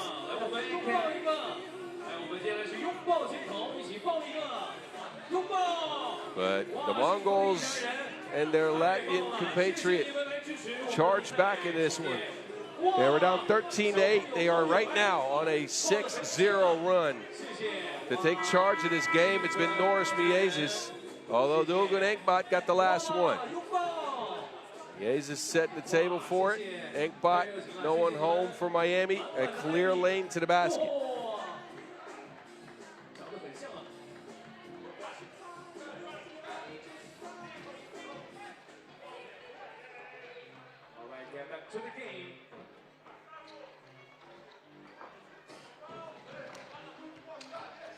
Here's Travis looking to attack. Miezis ends up with a miss. Caruso getting his team another look, and a foul now. That is going to hurt. Ulaanbaatar hitting the bonus, and we'll put Henry Caruso on the line for 2. Miezis there reaching in the cookie jar. Comes away disappointed, as Miami now with a chance to get back. And they tie it up. We tied once again. Wait for the shot, wait.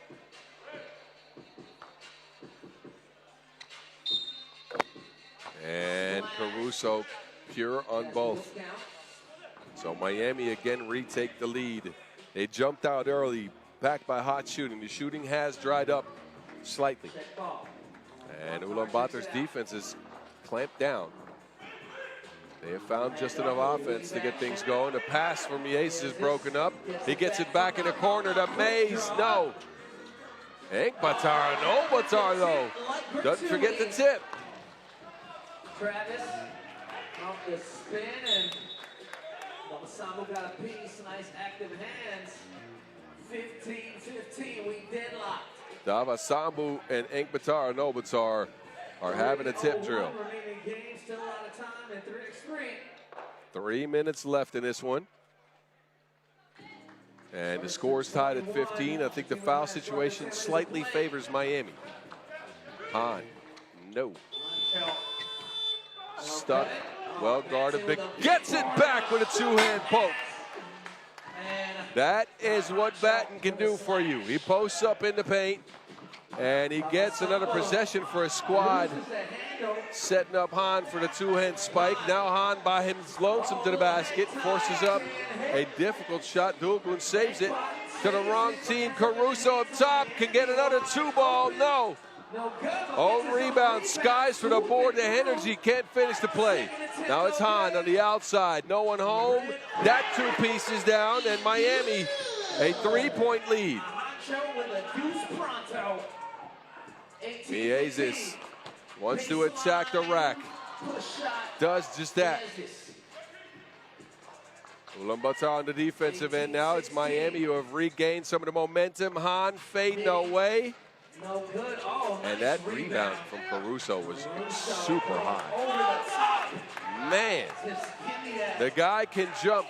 Miami's 2 away from game. Ulaanbaatar, they're looking at that 3-point deficit. They just got fouled, but the momentum for Miami was real. Look at Han slashing to the cup. Banging after that Batten pass. And then Mitch gets involved from range as well. Miami are 2 away from game. They're led by the Caruso. And it's been a show. And improved focus on the offensive end for Henry's led him to 9 points in this game, 16 total on the tournament so far. And we ain't done yet. Miezis has 6 for Ulaanbaatar. They are going to be on offense, and they need a score here. And then they need some stops if they want to get back into this thing.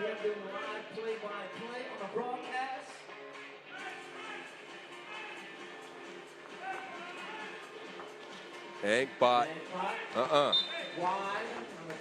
Wide right.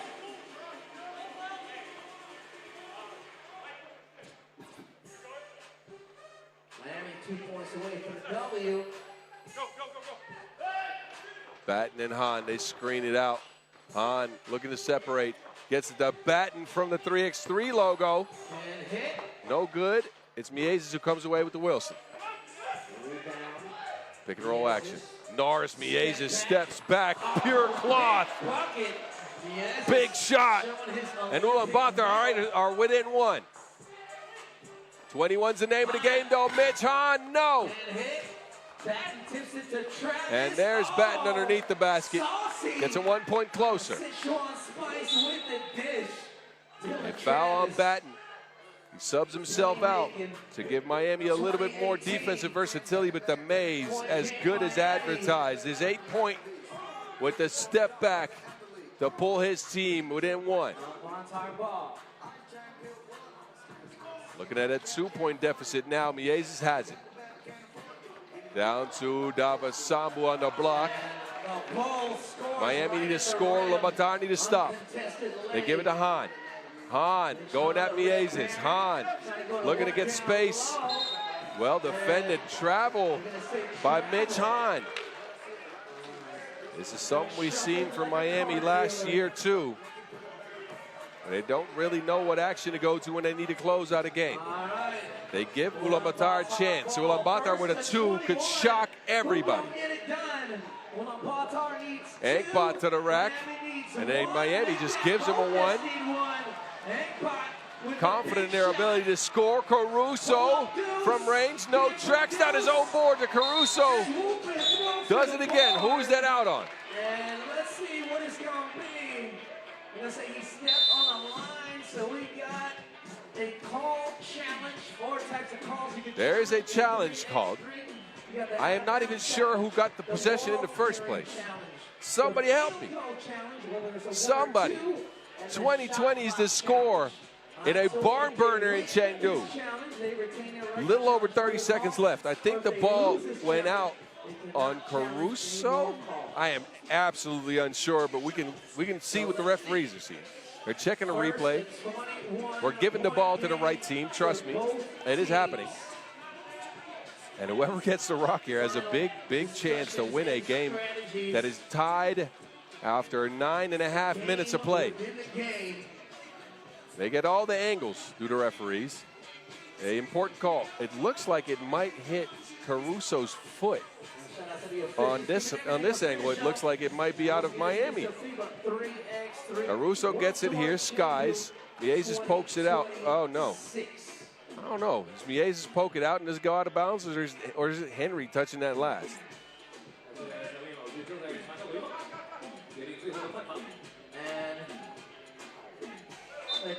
Challenge is lost.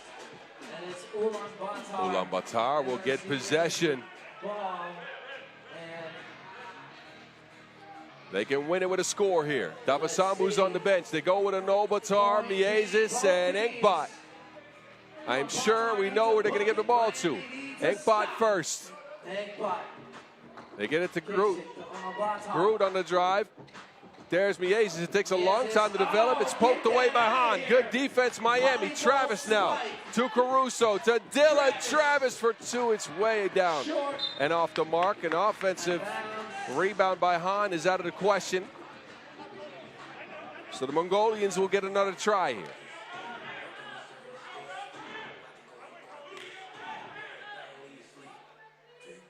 13 seconds remaining to game. 13 ticks remain. Miezis against Caruso. Miezis on the move, steps back, dancing with Hahn. Miezis, no good. Groot gets it and scoops it in.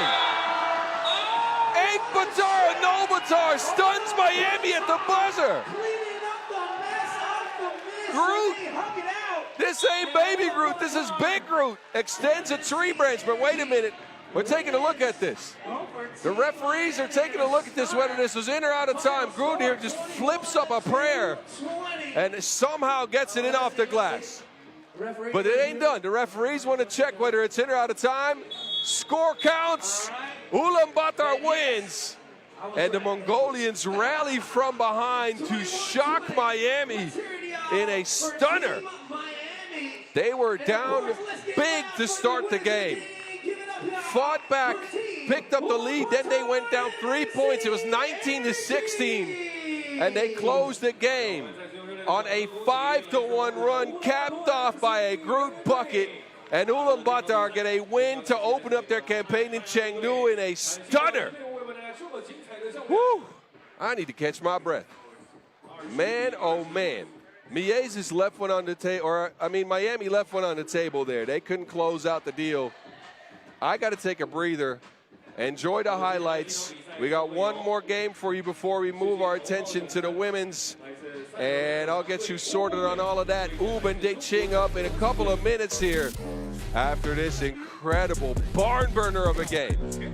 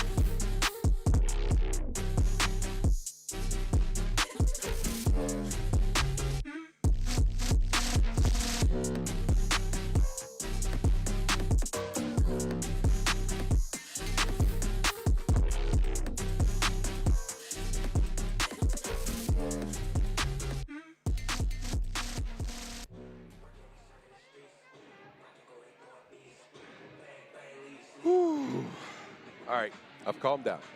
No worries. Our second look at Team Oob as we return to Pool A action right before we move into the women's knockout rounds for the women's series stop. Oob come in 1-0. A decisive 21-12 win over Bordeaux in a balanced effort that only saw Doc Strange struggle a little bit. He was 0 for 6 from range. All the other fellas scored 6 or 7 points a pop. There we go with the twiddly-dee, twiddly-do music. It's whimsical is the music that Oob uses to come out into the court. A whimsical song to get a killer on the pitch. Filip Kaliderovic with 6 points, 2 balls made. He was the only one to knock down a shot from range for Oob. He's joined by Nemanja Barac, who led the way with 7 points, 5 boards. Veranzic, 7 points to his name as well. He got a couple of dunks in there. And the strategy for Oob was clear. They attacked Bordeaux in the paint. Doc Strange, not his usual self. A single point and 3 rebounds to show for his efforts. But he'll be happy his team won regardless. Oob and the Red Unis looking to go 2-0 here in Chengdu. Something they couldn't muster last year. They face up a new team. An interestingly instructed one at that. DeQing come out with one of their new pieces, Francis Laches. He only played one event on the World Tour last year after transferring from Kandavata Riga. Not even on the World Tour, actually, on the pro circuit. Played in the Europe Cup. He's a part of the size for this squad. And Han Yu-Guo as well, formerly of Shanghai. Guim Exposito, our World Cup MVP from 2025, and a defensive ace from Barcelona. And John Lang Zhang, who was teammates with Miezes, Las Manas, and Forte last year at Chongming, a weapon on the block. This team played a challenger event already, but is newly constructed. They're still bonding. They're still getting used to each other. Came in 4th at the Hengqin Challenger to start the year. Lost in the semifinals to eventual winners, the Skyliners. Brigitte Chabai-Koshkotu, Donald Quinn will call a clean game. The toss is over and teams will get their last warm-up. Doc Strange looking to improve on his first outing in Chengdu. He's ramping up his shape. Didn't play for about 5 to 6 months after a shoulder injury. Had to be unshelved. Is that how you say it? Unshelved? English is not my first language, y'all. Taken off the shelf? I don't even know. I'm confused. But anyway, he had to be taken off the shelf and entered the squad earlier than he would have liked to after that injury. Zhang, by the way, Dianlan Zhang, in Hengqin, 8 points per game. Hit 80% of his attempts in the paint. The man's a weapon on the block. His team is interesting, to say the least, and they'll take on the #1 squad in the world to open their World Tour campaign in 2026. I hope you're ready. I am. Oops, start with possession. Ranzic to Stojacic. Stojacic now to the rack, fakes, and sees it roll off the rim. Laches lines up a shot from the arc right away, but neither team able to convert on the early attempts here. The killer will say tries one. That is halfway down and out. Exposito.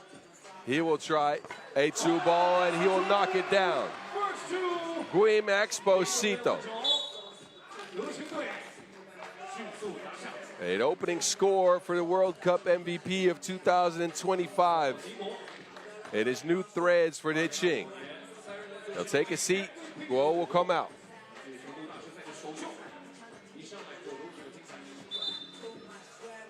And Laches, he said sorry as it was happening. Didn't bounce the ball that well to Barac. Gets a warning for delay of game. Kaluderovic, same spot, a different result. You heard it. Blau.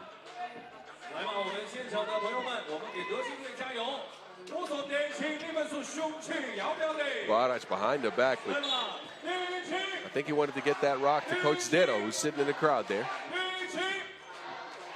The killer, though, has been active, which is a scary sight.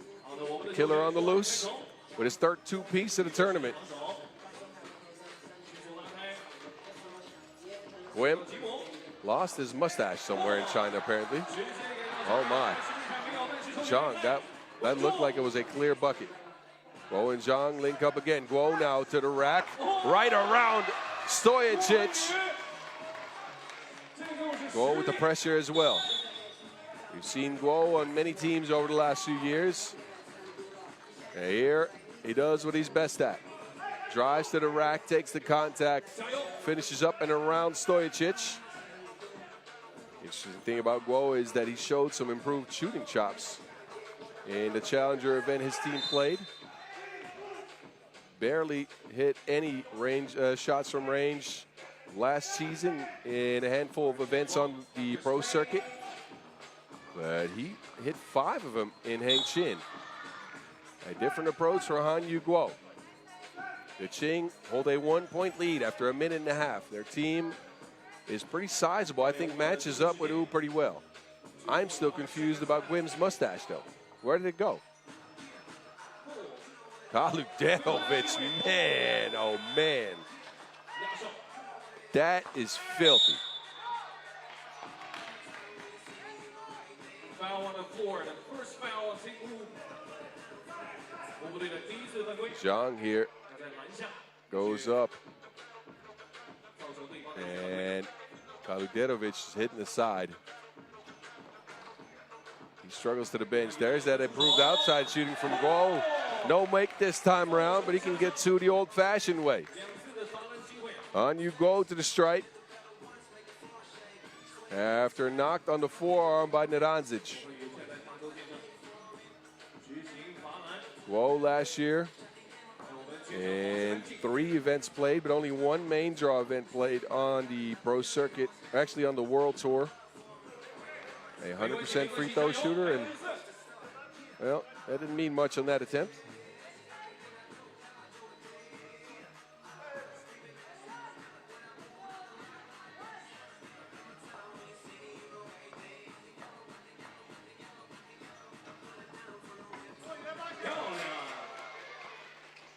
And Guo will secure his team point.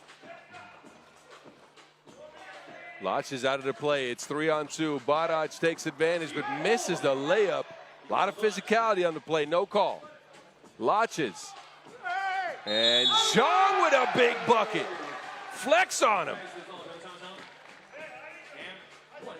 Laches with a wide miss, but Jianlang Zhang comes in and secures a point and will head to the free throw line.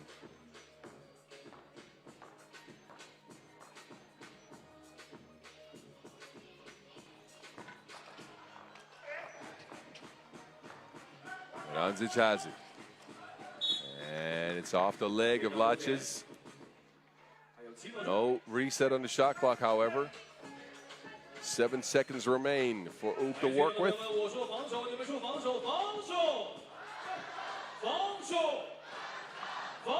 Ranzic from Stojicic. And it's 5-4. Guim on the move. Guim. A pass in the crowd to Zhang. And another foul on Oob, who are now already at 4. They are not able to get physical with DeQing somehow. This is a team that can pressure you out of possessions, but Oob right now are just expending a lot of fouls. DeQing matching that physicality. They match up size-wise, as mentioned. And Jianlang Zhang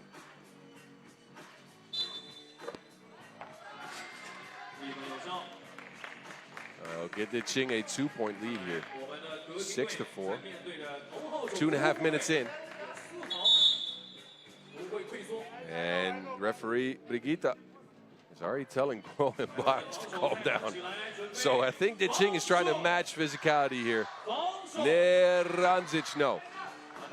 Eliminator. Not been good for 2 in this tournament so far. 0 for 3. All right, Bogdan, I hear you, and I see you too. Back to the action we go. Stojicic out to Baraj. And man, I don't know if y'all are seeing what I'm seeing, but the 2-ball for Oob is just not come around today. Kaladirovic is won in this game, but they only had 3 makes on 18 attempts so far in 2 games of action. Whoa. He will pull up and is off the mark. Ranzic wide open. Baraj can't get it to him. Has to shoot. That helps the percentages. That does help the percentages.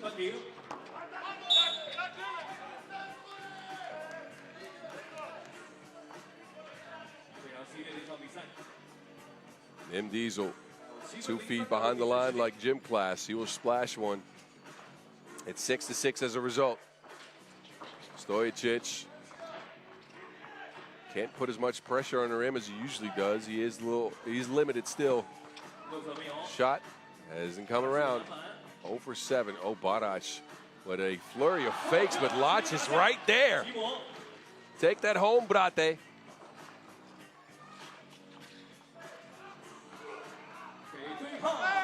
Zhang overpowering. Straight through the chest of Dr. Strange. And Guim showing off why they got him. The man is a defensive menace. Another deflection by Guim. It'll end up a foul. On the floor. Strange tried to shoot it and get himself a couple of free throws. That didn't work. First TV timeout. And DeQing here with a 1-point lead. And what appeared to be a battle in favor of Oob. But Lach is here showing off why DeQing is close. Their defense has been superb. And then Jianlang Zhang is scoring to the basket. He leads the way with 3 points. And DeQing's gotten himself a couple of extra possessions through steals like that as well. This is a defensive unit. They go up against one of the world's best offensive units and one of the world's best defensive units. They know they're the world's #1 team. What do you expect?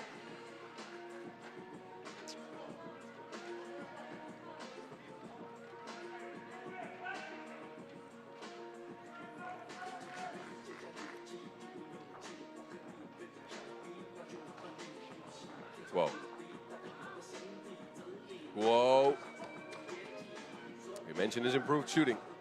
Not showing so far. Barac showing off the touch again. Can't get to the rack, but on the fadeaway, he'll be all right. Guo is hit with a foul. That is number 5 on DeQing, who have also expended some of those fouls in their physicality. But look at Barac falling away off of 1 foot.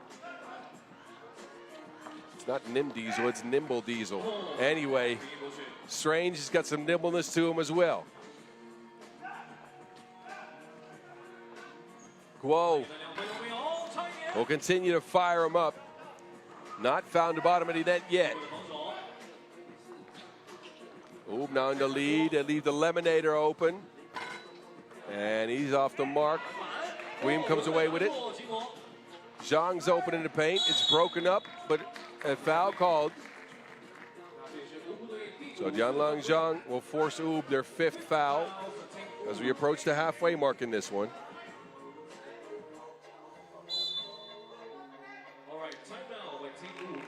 Neither team able to find a lot of offense, specifically from outside of the arc. Oob hold a 1-point lead now. They want a timeout. They want to talk things over. They can't get the mismatches they want.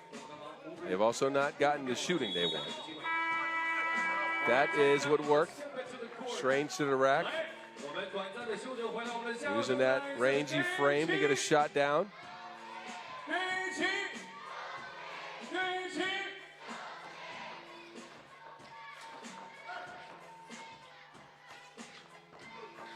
Zhang moving some furniture down there. Strange holding up. Strange might be a little stronger than he looks with that wiry frame. Here he finishes through the contact. That is what we're used to from our world #1. He's putting on his levitation cape, entering new dimensions here, going to the rack with that athletic ability, finishing up and around Lotches. Delay of game warning now extended to Oob as well.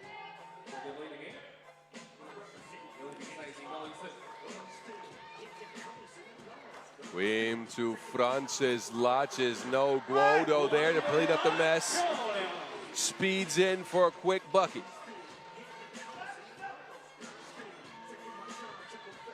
Now it's the doctor, as Kaluderovic is still hobbled. Wow, Lotches! Big, big boom by the Latvian international.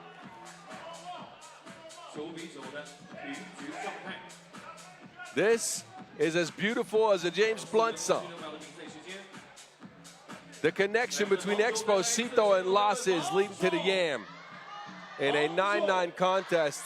As mentioned, Kaluderovic seemed to be getting hit earlier. He hasn't been back on the court. He has now walked away from the court, potentially to get warmed up. I am not sure. I'll keep you posted. But Oob with 3 for now. They hold up against DeQing. Wow, Strange to the ground after Lotches hits him. Lotches laces him up, but no make at the end of it.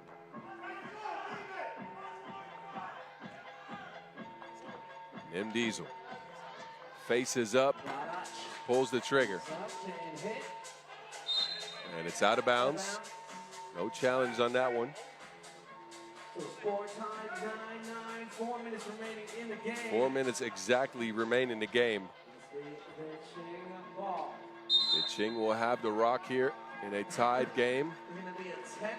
Technical assessed here. As Strange, a second weird bounce on the check ball. That is a delay of game technical. So mental mistakes here for Oob. Will get Kaluderovic back. He came back on the court. I'm not sure where he went, but he's here.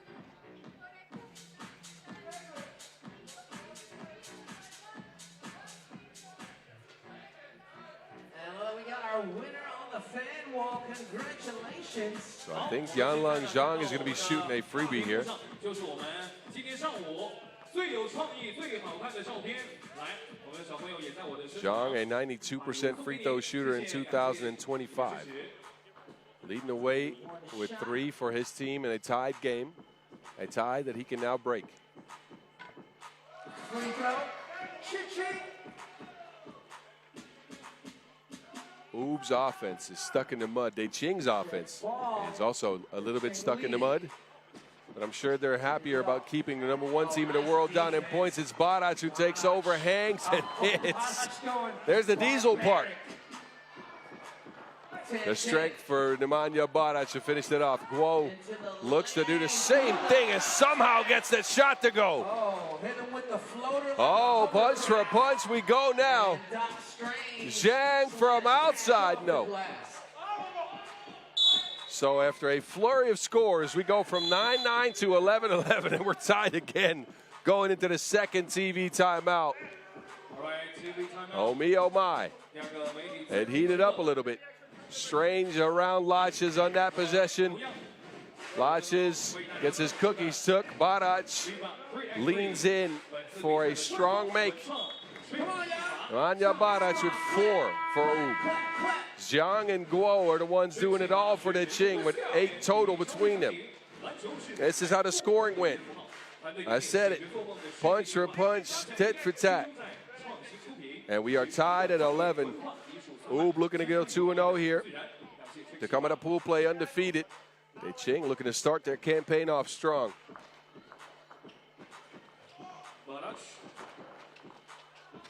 They're not quiet so far, but gets back in the scoring department.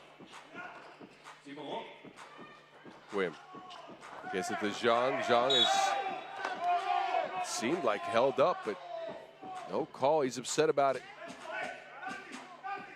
DeQing is trying to attack Dr. Strange with Yanlang Zhang, but Strange is held up on a couple of these possessions now. In this case, pulls the chair on Zhang. And it leads to a Oob possession. Oob still without Kaluderovic. The nod, lefty lay. Coming alive in the last minute or so.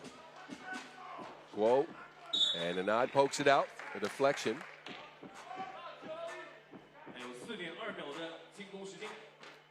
And the sense I'm getting is that Kaluderovic will not be back on the court for this game. He is grimacing on the bench, not making any attempts to sub in the game. Guo, no. Wim, also no. So now DeQing struggling to find some offense. Ooh, playing with 3, there's Kaluderovic. You can see the grimace on his face. He's holding his side, he's hurting. Barac, another one of those right-hand finishes. DeQing now get it to Lodges, overshooting a pass, too much heat on that. Oob taking control of the game here. Stojacic kicks in, the Lemonator. A sprinkle of lemon on there.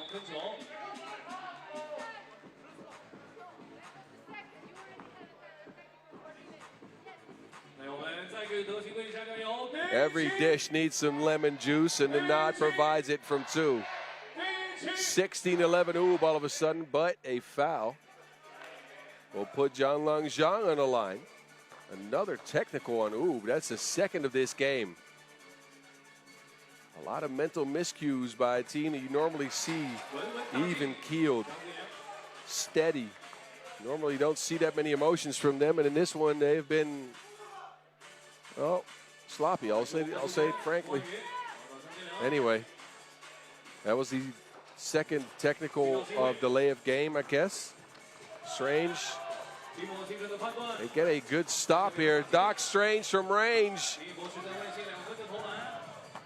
And the rebounding game's been Oob's. Exposito reaches in. Knocks it out of bounds, but to his chagrin is called for a foul. He'll get a warning for his behaviors. This is what happened. He straight smacked the Wilson. He's upset. See, there's a semblance of that mustache left. but not much.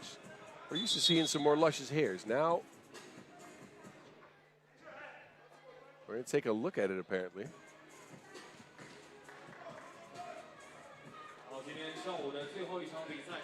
Not sure what we're looking at. Maybe at the clock.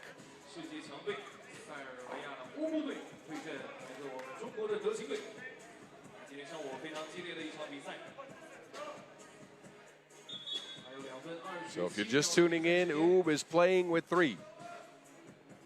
And Naranjic is on the stripe. He'll get a couple of free throws, but Ulaanbaatar has lost the killer, Filip Kaluderovic, to what seems like an injury in this game. Meanwhile, Dr. Strange and Guim Exposito are having some words for each other. Exposito talking to Strange from the bench. So no love lost between these teams so far. Ulaanbaatar are gutting it out. After losing Kaluderovic, we'll get you updated on this situation as we know more. But Nanad, 2 freebies, and now a large lead for the world's #1 team. DeQing's offense has struggled. Guo with the speed to the rack around the nod. That is what they needed. The boys in yellow get a score. Still looking at 5 down. Nanad going to town.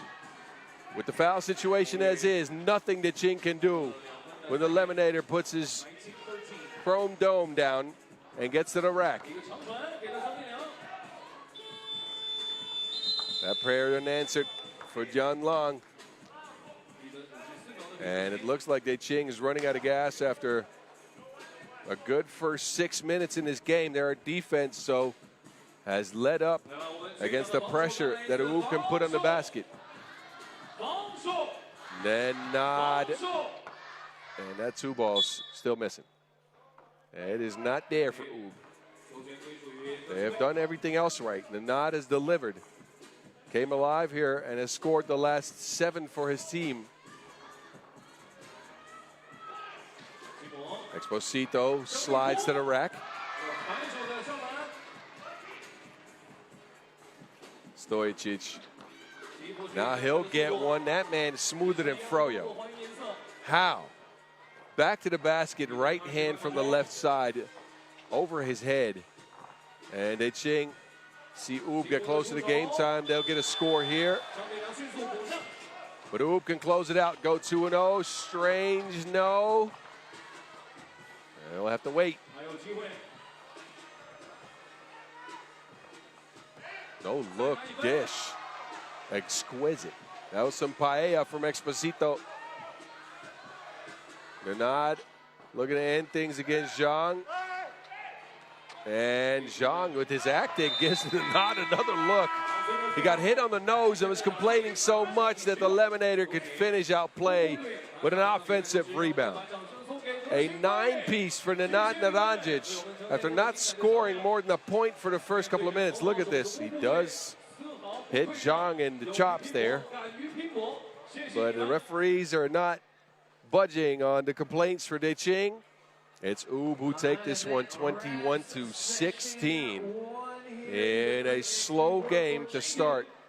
But they got it done. All right. Enjoy the highlights. We will help you with the info on the rest of the day after those, as well as the info on where to find us next, because the women's series continue. Check out the moving pictures first, though.